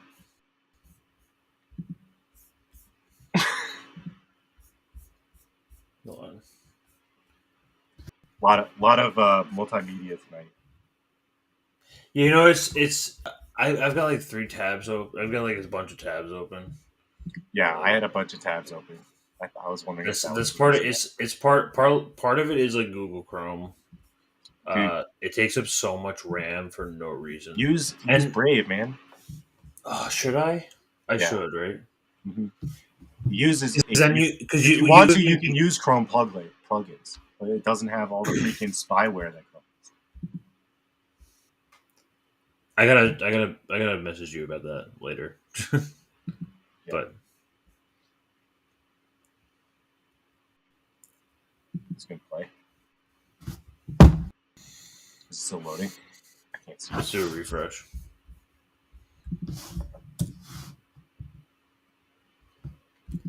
The technical difficulties tonight are off the. This is why I think the CIA hacks into independent media sometimes. I think they really do. Dude, it's so funny. So, like, episode, like, Last American Vagabond, like, his internet starts acting janky. He's like, I don't know, guys. Like, yeah, I don't know. Something's going on. This is. Just saying, guys. They can't just like tell me this. This doesn't happen when I'm not streaming. I mean, maybe it's taking up a certain amount of bandwidth. I mean, perhaps. I don't know. But oh my gosh, they're listening. They're listening to keywords. They're listening to keywords. And just... Yeah, that's like yeah. Even like I was watching Grey Zone, and he was like, you can't say Seth Rich, or they just turn the bandwidth way down. Yeah. That's what I was thinking about. That's what I was thinking about There's something about the Cash App guy thing too. Yeah, exactly. It's like a set. It's like. But so it's like everybody thinks it's a conspiracy, but at the same time, it's like, well, maybe. I mean, I could see something where they listen for keywords and then they just throttle it if they hear certain keywords. I'm a recent graduate from the University of Kentucky, where I was on the women's swim team. I proudly finished my career as a 12-time NCAA All-American, a 5-time SEC champion. I am one of the fastest 200 butterflyers of all time. But on March 17th of last year, my teammates and I and other female swimmers from universities around the country were forced to compete against a biological male named Leah Thomas. Thomas was allowed to compete in the women's division after competing as a member of the University of Pennsylvania's men's swim team for 3 years. We watched on the side of the pool as Thomas won a national title in the 500-yard freestyle, beating out the most impressive and accomplished female athletes in the country, including Olympians and American record holders. Whereas just the year before, Thomas at best was ranking in the 400s in the men's category. The next day, Thomas and I raced in the 200 freestyle, which ended up in a tie. We went the exact same time down to the 100th of a second. Having only one trophy, the NCAA told me that I would go home empty-handed and this trophy would go to Thomas. Wow. And when I questioned this, the NCAA told me that Thomas had to hold it for photo purposes. I was shocked. I felt betrayed and belittled, reduced to a photo op. But my feelings didn't matter. What mattered to the NCAA were the feelings of a biological male. In 1972, Congress enacted Title IX to end unjust sex discrimination in all aspects of education, including college athletics. But by allowing Thomas to displace female athletes in the pool and on the podium, the NCAA intentionally and explicitly discriminated on the basis of sex. Although the NCAA claimed it acted in the name of inclusion, its policies in fact excluded female athletes. But that is not all. In addition to being forced to give up our awards, our titles, and our opportunities, the NCAA forced female swimmers to share a locker room with Thomas, a 6'4", 22-year-old male who was fully intact with male genitalia. Let me be clear. We were not forewarned. We were not asked for our consent, and we did not give our consent. If nothing else, I hope you can truly see how this is a violation of our privacy and how some of us have felt uncomfortable, awkward, embarrassed, and even traumatized by this experience. I know I don't speak for everyone. It's impossible to speak for everyone, but I can attest to the tears that were shed on that pool deck by these poor 9th and 17th place finishers who missed out on being named an All-American by 1 place. And I can attest to the extreme discomfort in the locker room when you turn around and there's a male watching you undress while exposing himself. I can attest to the anger and frustration from these girls who had worked so hard and sacrificed so much to get to this point. Unfortunately, our experiences are not unique.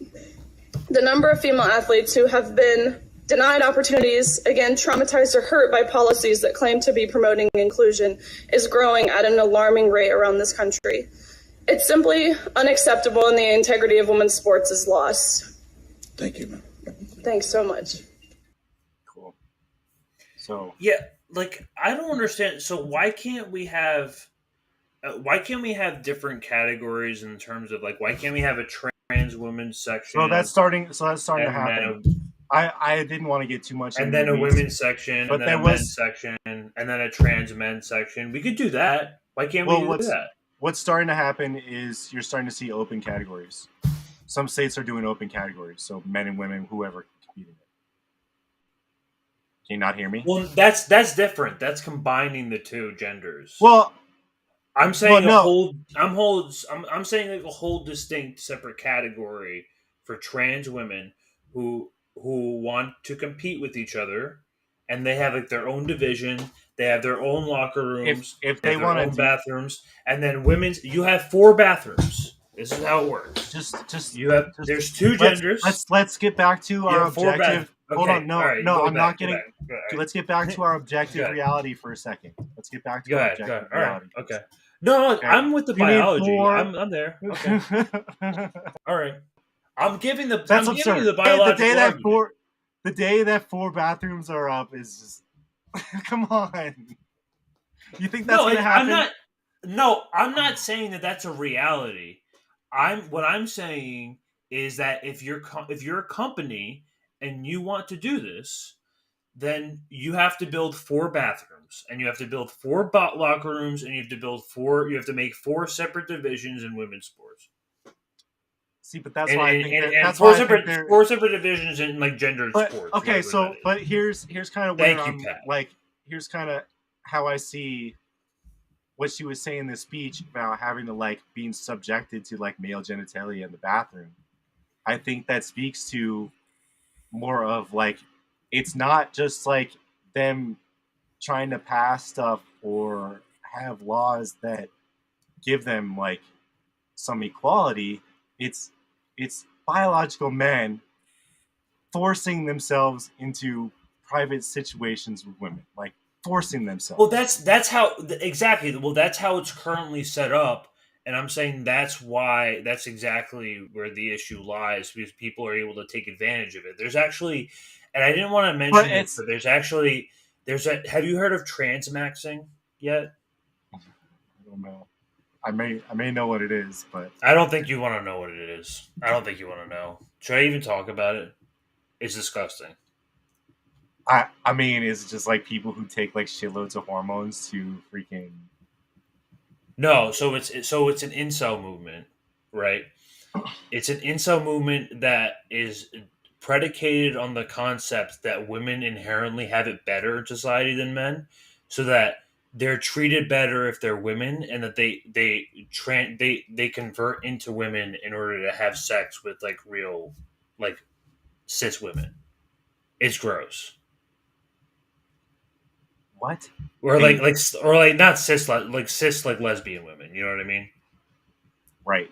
Oh, that's another thing. Is that Leah Thomas apparently is a lesbian. Yeah, so it's like a 4chan like incel trend like that's like it's like transmaxing, and you don't want to look it up. You really don't. It's kind of gross. Oh, so it's just incels hooking up with each other. It's like some Chris Chan like really dumb shit. Like it's really. Oh my god. It's really not worth getting. If you're really depraved as I am on YouTube, then you can go ahead. But I mean, no, I'm good on that. Yeah. But yeah, I mean, I kind of like sympathize with her. Like maybe she's being like even if you're being like really like cynical about it, and she's just like crocodile tears. Like, man, come on, that's still like shitty.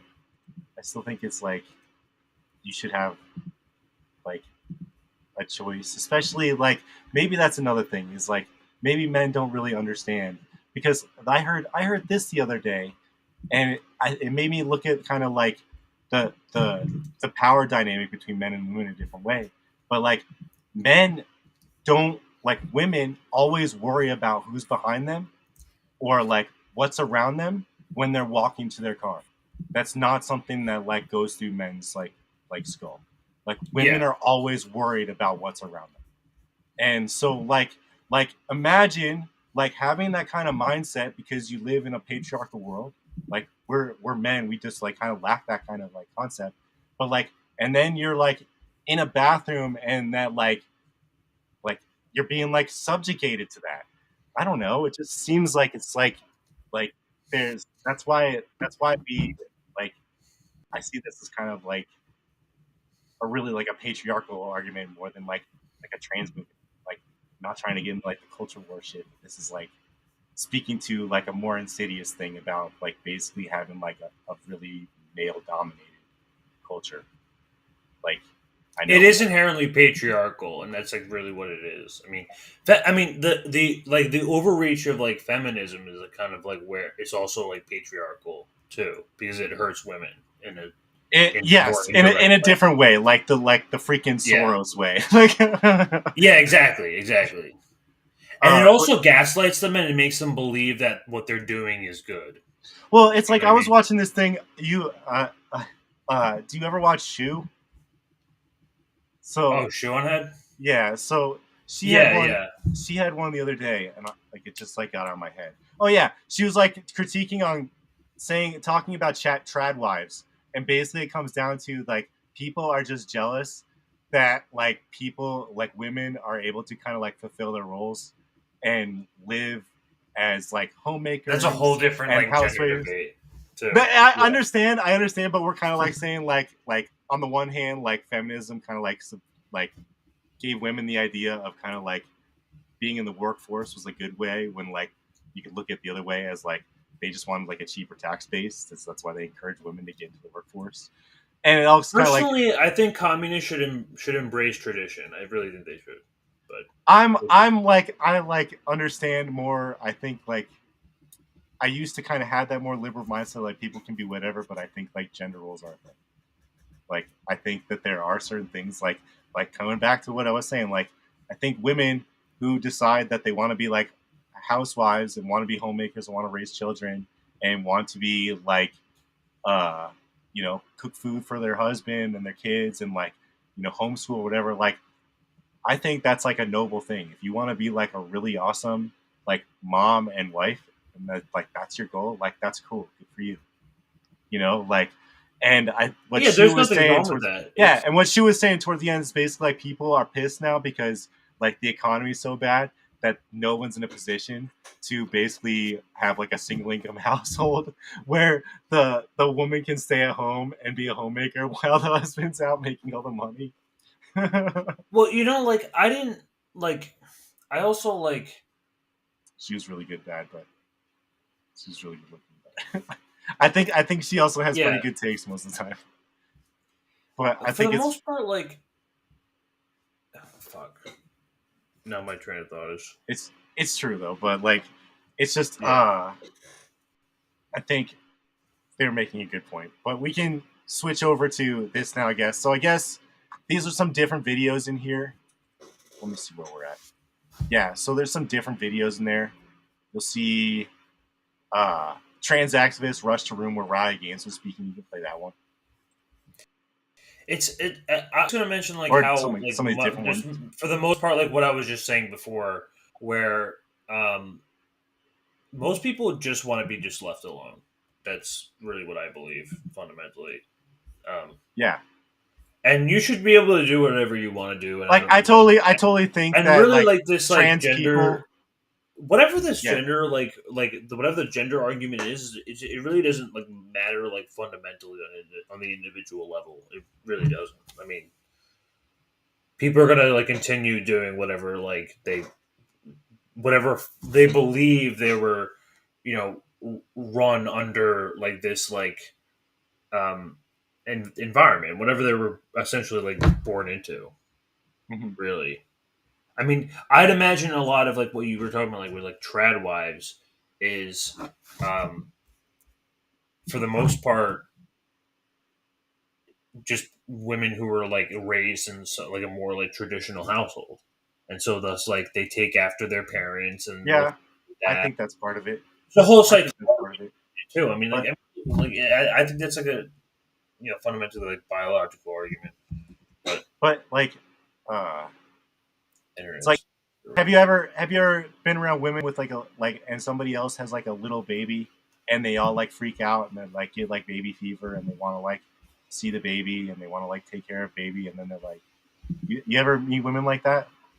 Like there's like things that people have like I feel like have like an innate like they produce more. Well, women produce more oxytocin, so that's why they're more like natural caretakers. Interesting. Yeah, they're more. I mean, yeah, women are like are like biologically more prone to be better caretakers than men. And Blair White pretty much has like a shitty take on everything except for like the trans debate. Yeah, like absolutely terrible political takes. Yeah. When it comes to the whatever trans culture thing is going on, I tend to agree with like the libertarian trans girls that are whoever on the internet right now. Well, and like Blair White makes like the argument of kind of what you were saying, like there's like women and there's trans women, and that's okay. Like,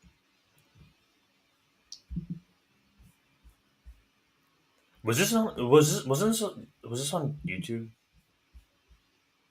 I pulled it all from. They could be on YouTube, but I was pulling them off of that site. You didn't have to make them full screen. Why? Like, what internet are you on? It's struggling, huh? I'm on T-Mobile. Using a hotspot? No. They got. Here we go. They got like wireless internet. It's a pretty good deal because I have T-Mobile. Because like I also get I get $10 off because it's also my phone plan.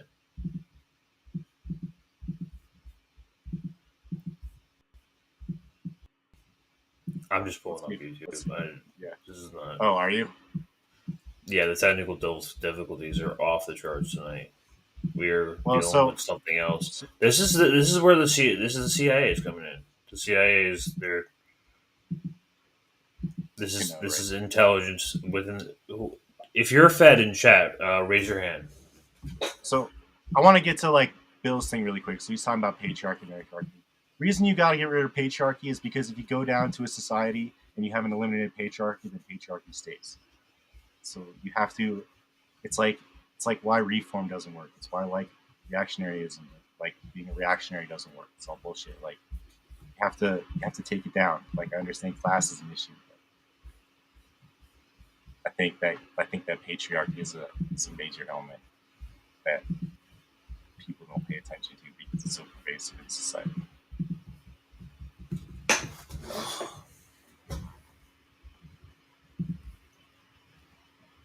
It's just chugging along on this one.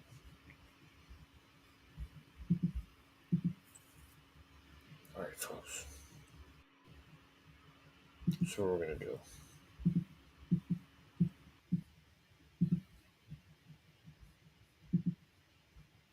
Yeah, I'm not a socialist either. You wouldn't call you? Well, I mean, that's the thing. Socialist is like it's like a different. I'm different. Like, well, what would you call yourself? I don't. I would consider myself an anarchist. Like I don't. I think. What do you mean an anarchist in what way? I mean, what is that? I don't think government should exist. I think that like people are better off in like little groups figuring out for themselves, and like you can figure it all out through like sort of like syndicalisms. Yeah, like I'm a syndicalist, but like I understand. So I think Bill's kind of on the same page anyway. So like yes, like I think syndicalism for the most part is how you like overthrow the government, but I think that like probably like some sort of anarcho-communism is like the most natural way that like I'm familiar with of how people just like exist. Well, I mean, I would understand a society as like something that's like a communal thing. I mean, we're a human race after all. You know what I mean? And that's like, well, I mean, I understand like the nature of like communism as something that's, I mean, obviously it's in the name. It's like inherently communal. Like that's the point, right? Mm-hmm. I mean, the big issue I have with communism is like nobody seems to really want to get to the like stateless part. and so like you end up putting all your eggs in one basket with like an authoritarian regime, and they can like give you all nice things like healthcare and like good wages and like a steady job and like a house, but you're still under like an authoritarian government. So like fast trains are not everything. It could depend. I mean, like I think every like communist like whatever like leader has like played a role in certain circumstances. I'm not knocking like I like a lot of where Marx is coming from, but there's like a lot that I like. It's more like Lenin. I mean, Lenin really like kind of. I mean, I take more issue with Lenin because he was like for all of the things that he did, he was still like an authoritarian. Like he still wanted to like rule everybody. What? This is he still wanted a conversation for a new day.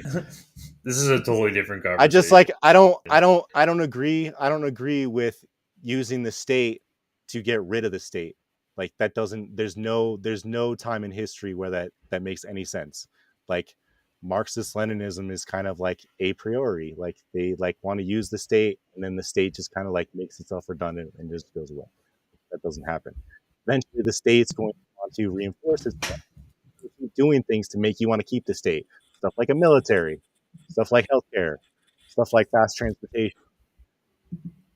So like that's why I think like for everything good that you could say something about like China, like at the end of the day, China's China forever. It's never going to be communist.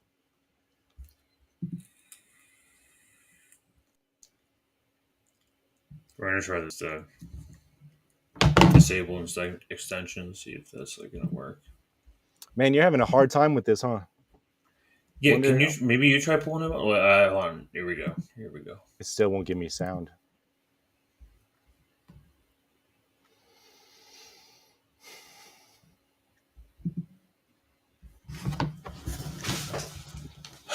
China's definitely not communist. It's like socialist at best. Like independent. A conversation for a new day. But yeah. I'm gonna convince you one day. I'm gonna turn you into a communist one day. It's gonna at least like partially, like somewhat. Women's Forum spokeswoman and former college swimmer Riley Gaines says that she was attacked and barricaded inside a classroom at San Francisco State University campus last week. This was after she was giving a speech criticizing transgender athletes competing against biological women. Let's take a look. It's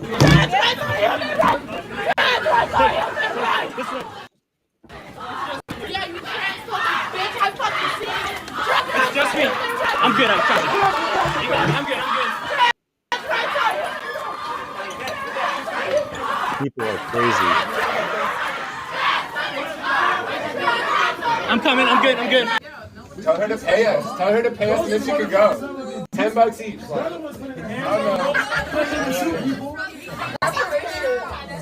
Because she probably got paid for this shit, so we could get paid for it too. On a public campus that we attend. So what's the end goal here? We're cooperating, so what's next? So We can get it out. We do their job and get her out. We created a path. It's here. I can't speak to all of you when we're over talking to each other. We're not going to. Don't let her hold!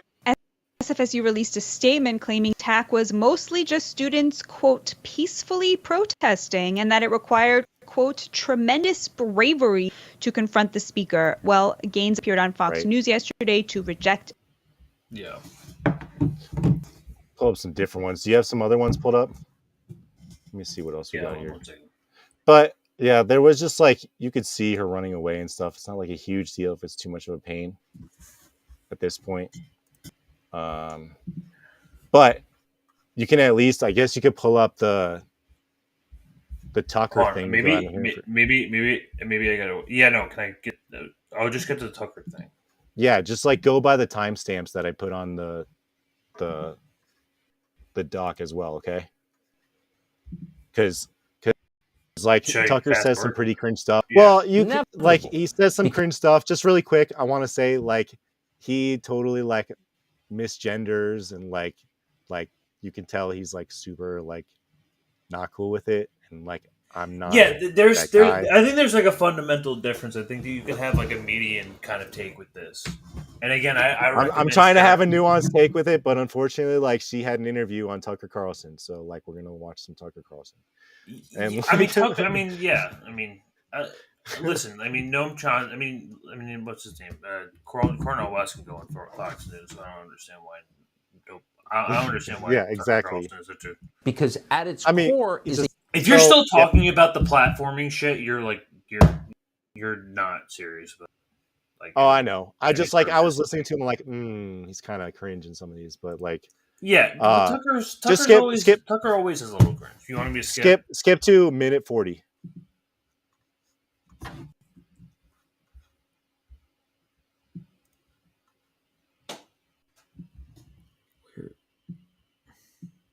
Minute 40. Man, you're all over the place, man. What are you doing? It's going.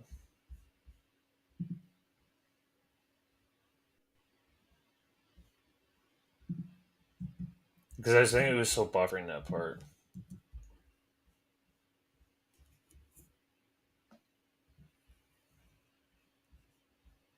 with this cult specifically, that is inevitable. We're better because off at just its watching core is a provable lie. Well, it's very long, so defied you really and can't. revealed No, by the we'll just changing laws stop of science.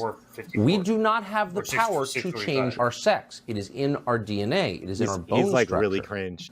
You dig up fossilized skeleton thousands of years later, and you can tell it's sex.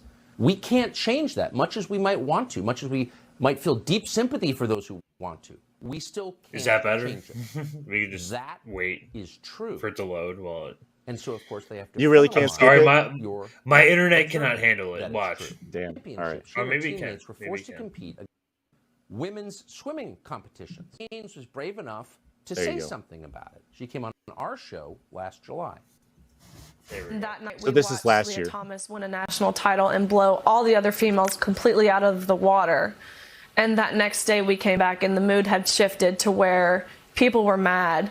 The girls, you know, there were tears. These poor 9th and 17th place finishers who missed out on being named an All-American.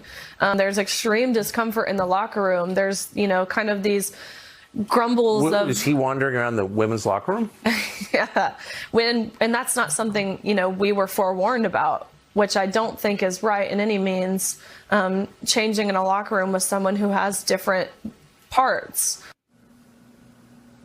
So you can probably tell just from that clip that Riley Gaines You is can not an skip ideologue. to like 4:54 now, I guess. If it'll let you. Yeah, he's just super cringe. I think all we're through good that. Entities. We're not overstating. Here's what it looked like. It's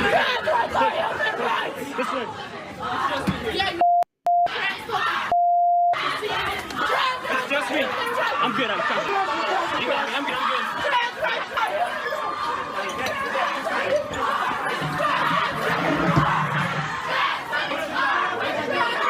I'm coming. I'm good. I'm good. Trust me. I'm good. Go ahead.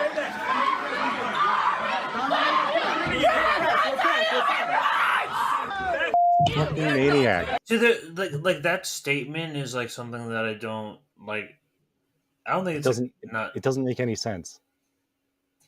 maybe not something that like exactly that's why I think that they're like really like the distinguishment between like trans women and women like as a but and again there's nothing wrong with that either with being a trans woman.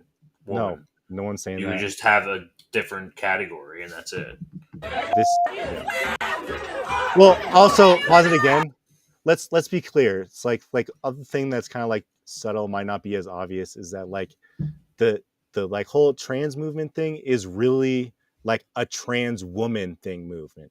Okay, like the people, that's really what it is. Yeah, it's not really about trans men at all. Okay, so when you look at it as not specifically like the whole umbrella and see it for what it is, you see that it really is like when somebody says trans rights are human rights, they're basically saying trans rights, men's rights. Like like you have to kind of like you have to look at it from like a patriarchal That's angle. what I get from the transmaxing thing. Like That's these what I are mean. this is some fucking When I say men's rights shit. yeah. It's fucking crazy. So like these people who are like doing this stuff, like they're trying to basically like elevate men's rights. Like if you want to like pass as a woman, however that may be, but now at this point you can have a beard on and all that stuff, do whatever you want. Like you can have these new privileges bestowed onto you. Like that's how I see it. So like it's just this is insane. This is insane. This is not the Friends I know. This is like somebody said it was kind of glows, and like maybe like these people are vicious. It does look like some freaking crazy instigated crap. This is nuts. Like hysterical people. Why are you so hostile? Why are they so hostile? Like that's psycho. Like what? I don't know. Psycho.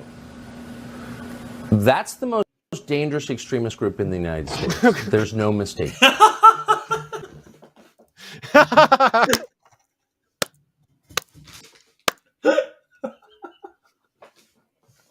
I know.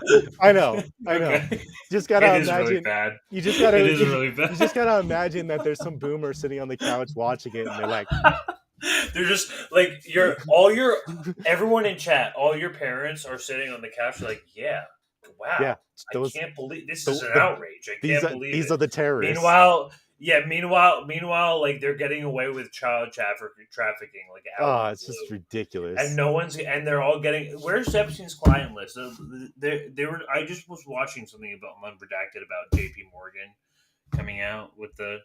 No, they don't actually care about children. It's you know, it's about Riley Gaines once again is not an ideologue or a demagogue. Yeah, you can move it to, I think, was it 6:45? Yeah, 6:45. That's a new interview. She's not out for coming on. Was that as horrifying as it looked? I mean, it was terrifying for me. The police did not inform me of any sort of action plan. Turning Point USA invited me to the campus. I delivered a very civil and respectful speech where I had great dialogue with even protesters who were participating in a sit-in. All of a sudden, after my speech, the room was stormed. The lights were turned off, and I was rushed with no one there to escort me to a safe place. I was punched, I was hit multiple times, I was shoved, until finally we exited the room. But we could not leave because the protesters flooded the halls, and so I was pushed into a classroom along that hallway where I was barricaded in for 3 hours. 3 hours? Why didn't someone with a gun come and bring you to safety? Because they were terrified. They were scared to put their hands on these people because they know what these people are capable of. These people yelled. They're capable of taking your job away.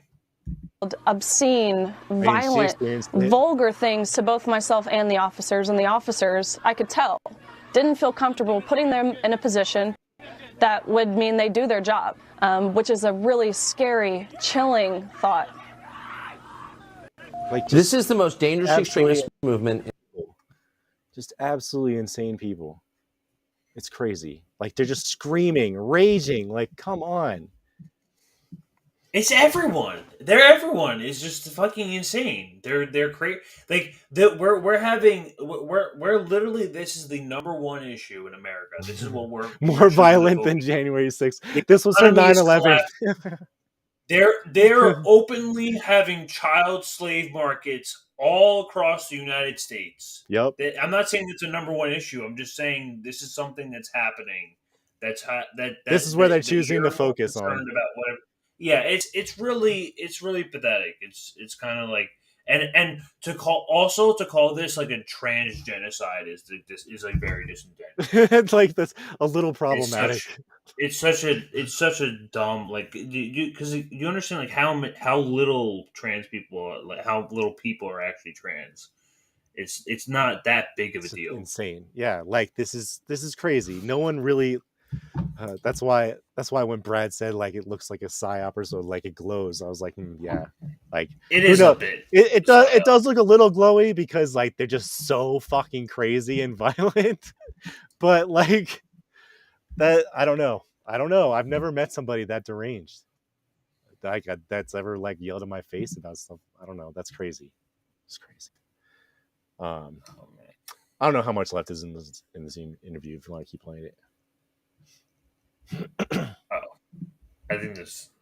In the United States right now, it's getting bigger, not smaller. It's gaining steam, not losing it. The White House has endorsed it. I mean, what does this mean for you? And I just can't say it again since I happen to know you.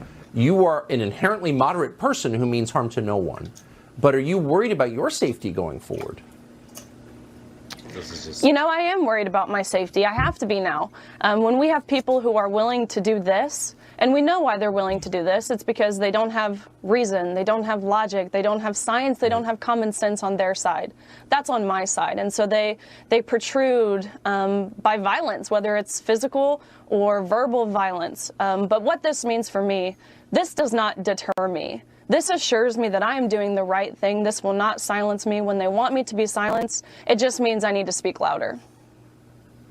Really quick, did anyone in the state of California in authority, any political figure, for example, defend you?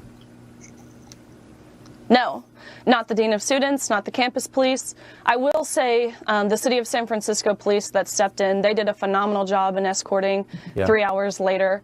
But I will be pursuing legal action. I will ensure that the people who physically assaulted me, the people who put me in that position, they will face repercussions.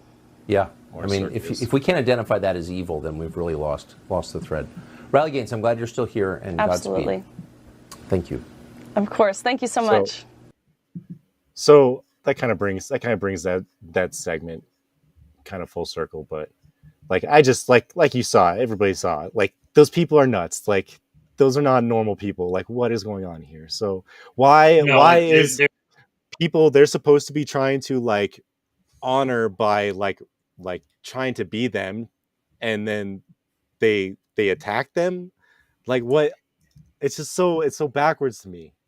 I don't understand. Like Anyone who's hyper focusing on that issue is like just completely insane. They're absolutely.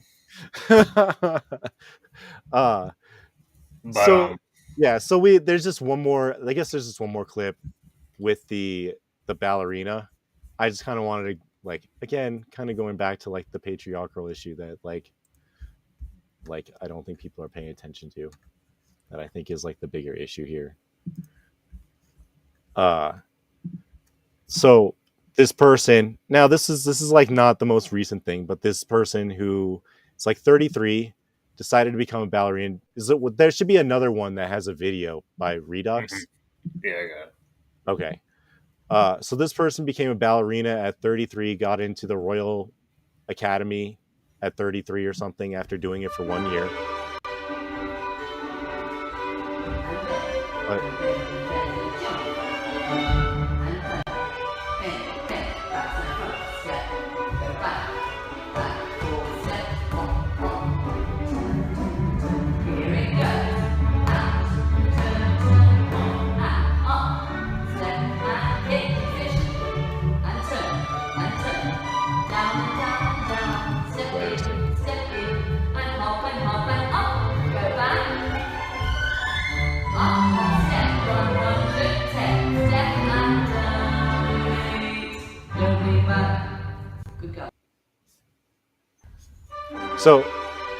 So yeah, you can pause it.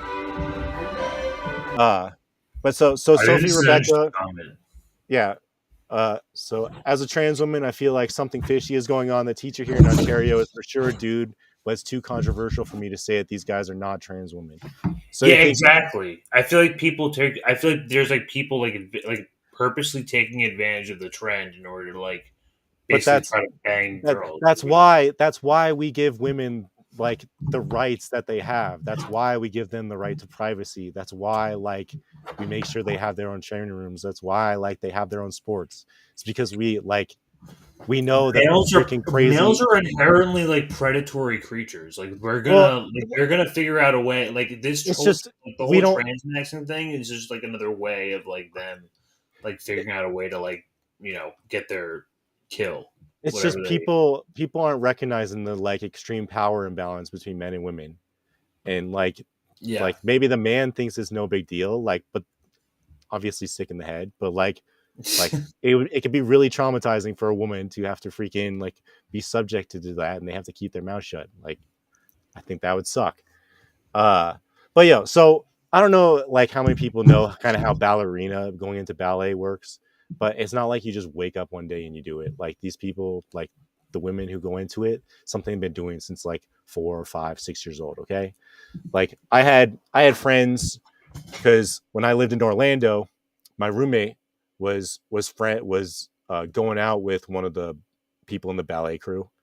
And so like I knew all of them, and they've all been doing it forever. And they all have a very, very slender figure, very like specific figure. They all look the type. They all been doing it for, 20 years, So when you see this person who's 33-year-old, like biological male, who's just like, I'm going to do it and gets in the Royal Academy, like whose rights is it really about at that point? Like women are having a harder time than trans women. Women going to have to like pretend to be women to be able to compete against trans women. Like what's going on here? Like why are women losing their opportunities to trans women? So that's like driving me crazy. I agree that most people are not acting like this, but this is the stuff that's getting the attention, and like it does kind of need to be nipped in the bud. Like this sort of stuff speaks to a bigger picture. Maybe people aren't crazy, but this speaks to a bigger picture of just like the patriarchy again, just making it like a male dominated environment. Because if ballet dancers are now like the female ballet dancer is now in the image of what a trans woman is, that's not the same as like a freaking woman, So now like the female ballet dancers are expected to have an image that's in the image of what a trans woman or like a biological male thinks that a woman should look like. It's like there's like another layer to it's completely fucked up. Kind of breaks my bandwidth a little bit, but that's like why we need to be more careful about this stuff. And it's like beyond just being culture war, because I just see it becoming like a basically like a much more patriarchal environment than I thought was possible. Like, oh my God, like all the men know that all the like really fucked up people, all the people who have an agenda know that they can now pretend to be women to get like, to be able to do these things. So that's like a men's rights movement, like that's like the secret code to be able to like do all these really like debaucherous things and all these terrible things to women. This is all you have to do now. Like that's not a healthy environment. So anyway, that's definitely not. I think that's about it for that one. It's a. I mean, no matter what. I try and have nuance. Like I'm not even talking about surgery. I'm not even talking about passing. You do whatever the hell you want, but there's like more insidious shit going on. No, for sure. That's why, like, like seeing that stuff out the CEI score is like, can't take it seriously anymore. No, there definitely seems to be some kind of like push. I mean, I can't really describe it, but I'm not really. I mean, we haven't even talked about the transhumanist aspect really of it, but like, what's his name? Corbett, James Corbett, yeah, from Corbett Report. He does like a pretty good response on it. And like one of the things he says is like, it's not really about like transgenderism, it's about postgenderism, where they just basically abolish gender. Right. If they have freaking men who can look like women, then they're gonna have women who look like men who look like women. Like that's what's gonna happen. Like, so it's all fucked. I hope we wake up from this one, because this one seems to be sticking kind of hard. So what do you want to do? A strike? Oh yeah, because I think that's it. Did I have any more? I mean, I had one more, the Royal Academy, but I kind of went through it anyway. This person just we're running like a little like late, anyway. little long tonight. A little long tonight anyway. But yeah, I did a. You can respond to this, but Transwoman.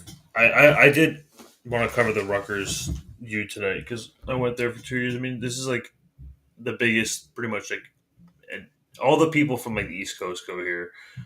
I think even like Hassan Piker went here.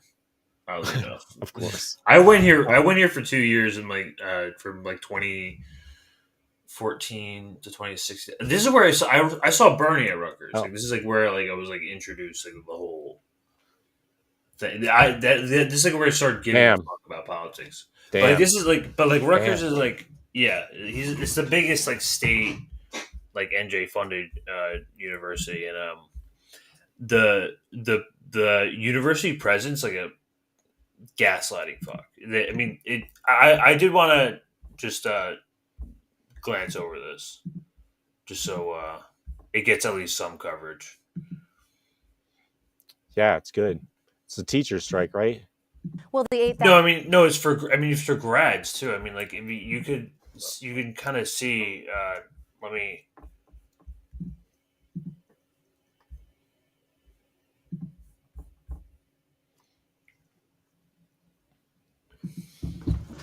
So it's also grads. It's also it's adjunct facility, and it's also grad workers, and these are all. Oh, interesting. Okay. Yeah, these are all the annual salaries of the neighboring, like, big name Oh, so they're getting colleges, shafted bad. and we're getting fucking shit on completely.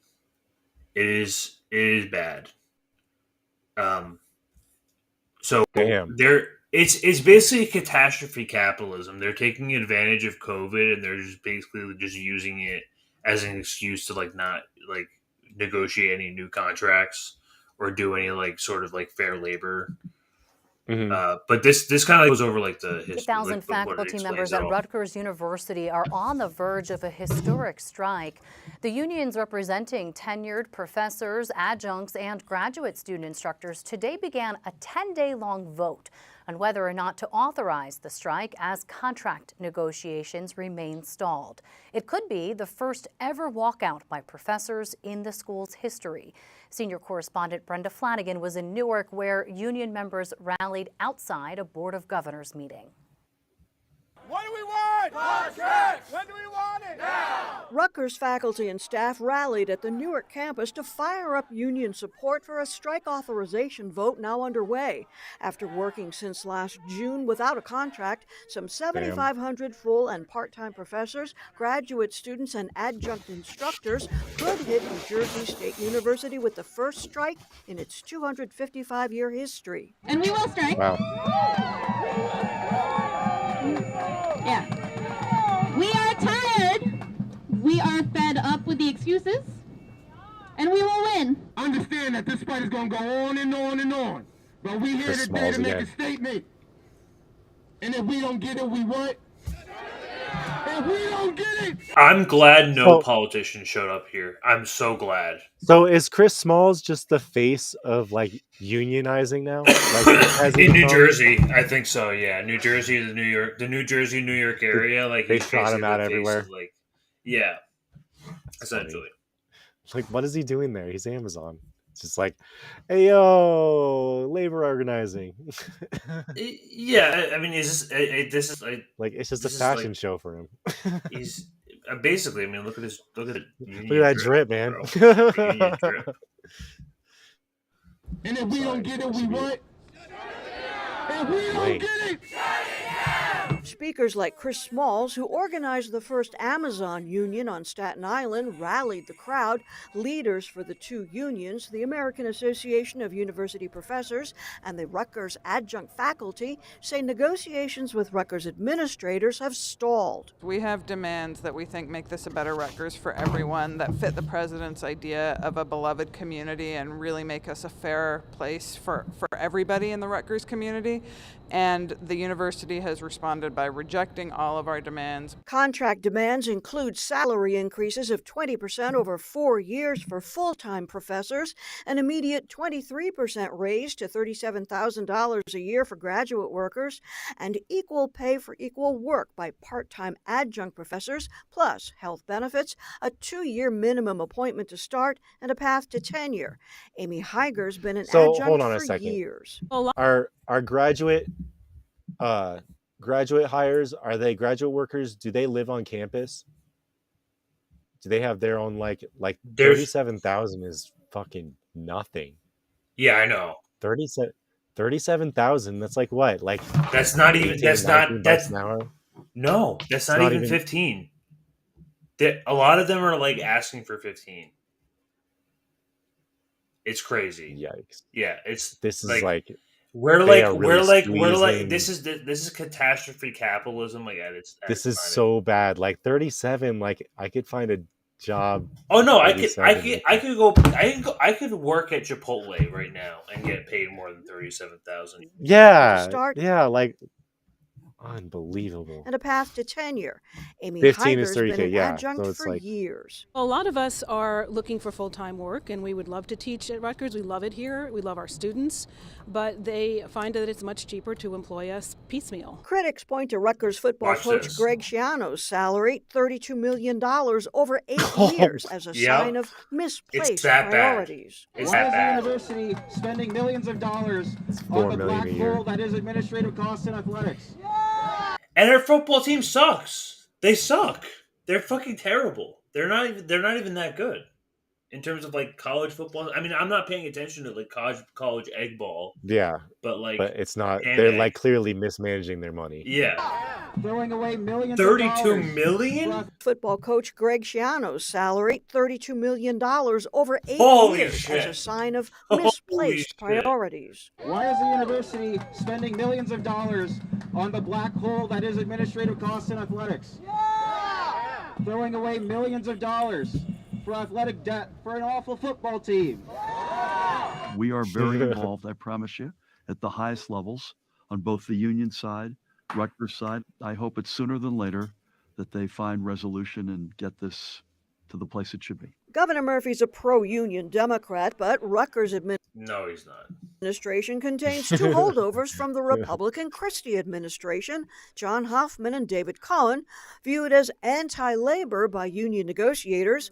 A Rutgers spokeswoman says it has full confidence in our negotiating team, which faithfully represents the position of the university, and that administrators will continue to meet in good faith with them until we reach comprehensive agreements on mandatorily negotiable issues, including compensation, as quickly as possible. It's time to bargain fair contracts, and our members are saying we don't want to go on strike, but if we have to, we will. Voting will last for 10 days. It takes just a simple majority to authorize a strike, and union officials expect overwhelming support.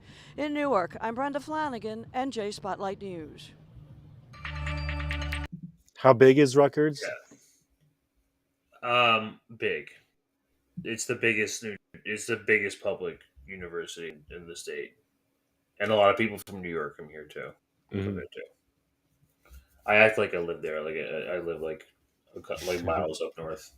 But like, like nowhere. I did live there for like a couple of years, right? So, I mean, and it's not like getting a dorm is cheap either.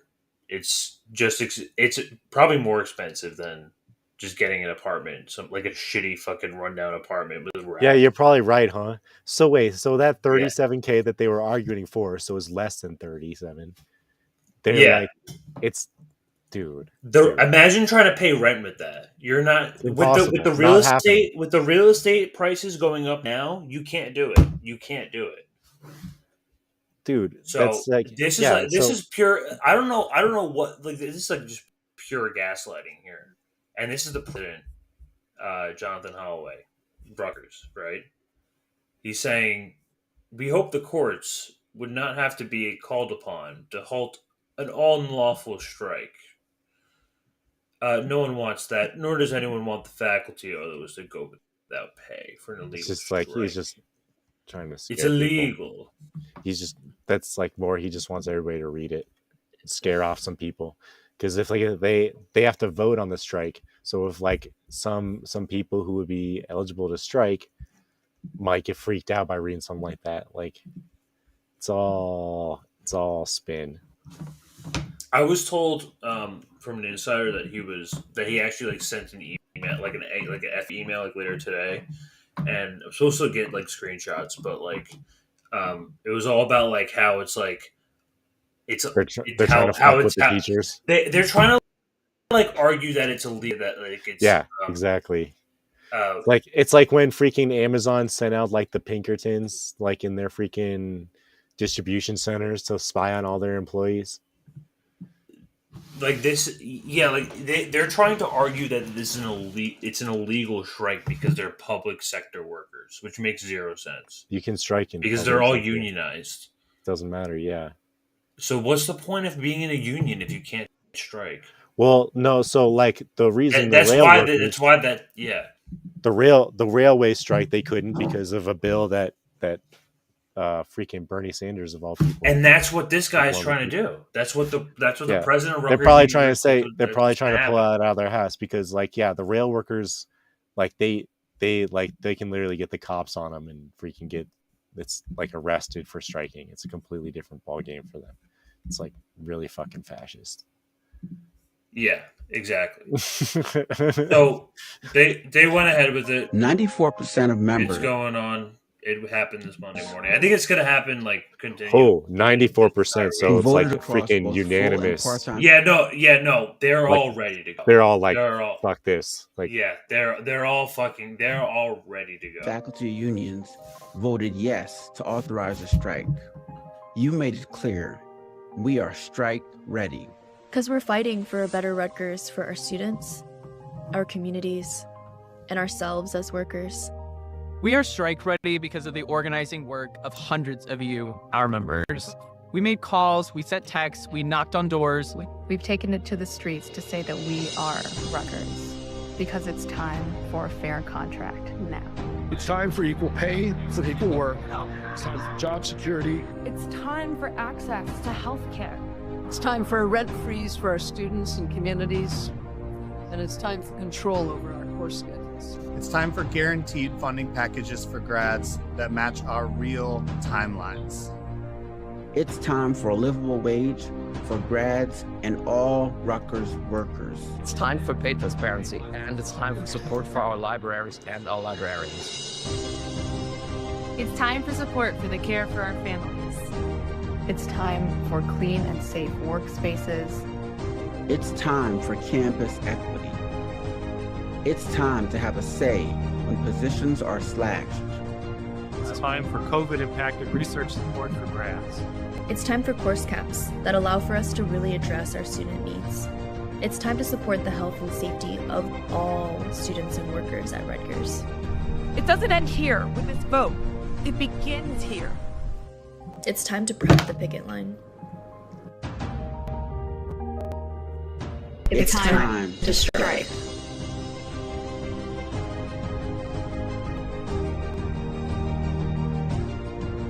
That's a good point, Bill Bradley, about the air traffic controllers. But I don't think the education system would apply. Yeah. So it's going to be ongoing. That's awesome. Well, I mean, it's shitty that they have to do it, but like, it's good that they're so unanimous and all together about doing it. Yeah. And I did have there's one tweet that I had earlier. I mean, I don't think to go off of that, I don't think any industry should apply. Every industry should be able to strike. Shouldn't be just like, oh, it's too essential. Like, that's the whole thing. That's the whole power of strike. It's like, if it's so essential that them like not doing it for like a day or two, like bring the country to a halt, well, then maybe that's a lot of leverage for them. Yeah. So that's why they criminalized it. They're like, it's too much. Like, if the rail, like part of like the whole syndicalist thing is like you'd want like the rail workers, obviously in a general strike, to stop to be part of that. I'd imagine the public sector is probably the most important jobs out of all of the. Well, rail is private. Rail, like it's basically about taking out the money, like stopping the money flow. Yeah. But the strike, the strike happened this morning. It's still continuing ongoing throughout the week. No one's going to class. I mean, I don't know. Yeah, that's good. They're literally they're like the. I don't know what this person's position is, but she's saying that the school's website says many classes will continue to be, and just no one's going. So they're just pure gaslighting. Yeah, it's just some pure BS to pretend. Coping. It is cope. It's total cope. It's total cope. It's 100% cope. Yeah. Well, it'll be interesting to see how that turns out. Hopefully they get their demands. Hopefully they have a good union leadership who's not going to come back with like shitty contracts. Yeah, I'm just proud, and I'm like, I'm happy to see that like a lot of their demands are like primarily like economic. They're not even that crazy. They're not even It's that not. crazy. It's not. And 37,000. 37,000. You still have to get a second job with 37,000. Yeah. Like, do you remember the California university strikes last year? Yeah, I think so. Yeah. Mm-hmm. That I would put that on the same level as this. Okay. I get that's how big this college is. So, good. And it's a public school, so that's good too. So the government's so fucking cheap. Oh, they'll pay the freaking who's the richest government employees are the freaking football coaches, right? Yeah. Yeah. They get like millions every year. Millions. So that's why we're on 3 hours now. So I think we got everything. I think that's our record so far. Yeah, that's our but we did hit a world record of alt angle stream time. That's a good amount. That's a lengthy. Yeah. Lot to cover. We might have to go on a little bit earlier. I'm cool with that. So I am in Colorado, but I'd be cool again a little bit earlier. But yeah. But guys, like, share the content. Follow me on Twitter if you don't already. If you have ideas, have some scoops, send us a DM, whatever. Yeah, of course. My handle is also there, Greg Midnight Crab. Our link, my link is in the description as well as for handles. Also, you're watching this here on the Indie News Network channel. We got a lot of stuff coming to you this week. Again, we got Jesse Jet tomorrow and Tara Reid on Friday. Indie News on Wednesday. Subscribe, like, share. We got consistent content coming out to you. And I hope you guys have a good night. Have a good night, everybody. Good night. Peace. Peace out, Girl Scouts.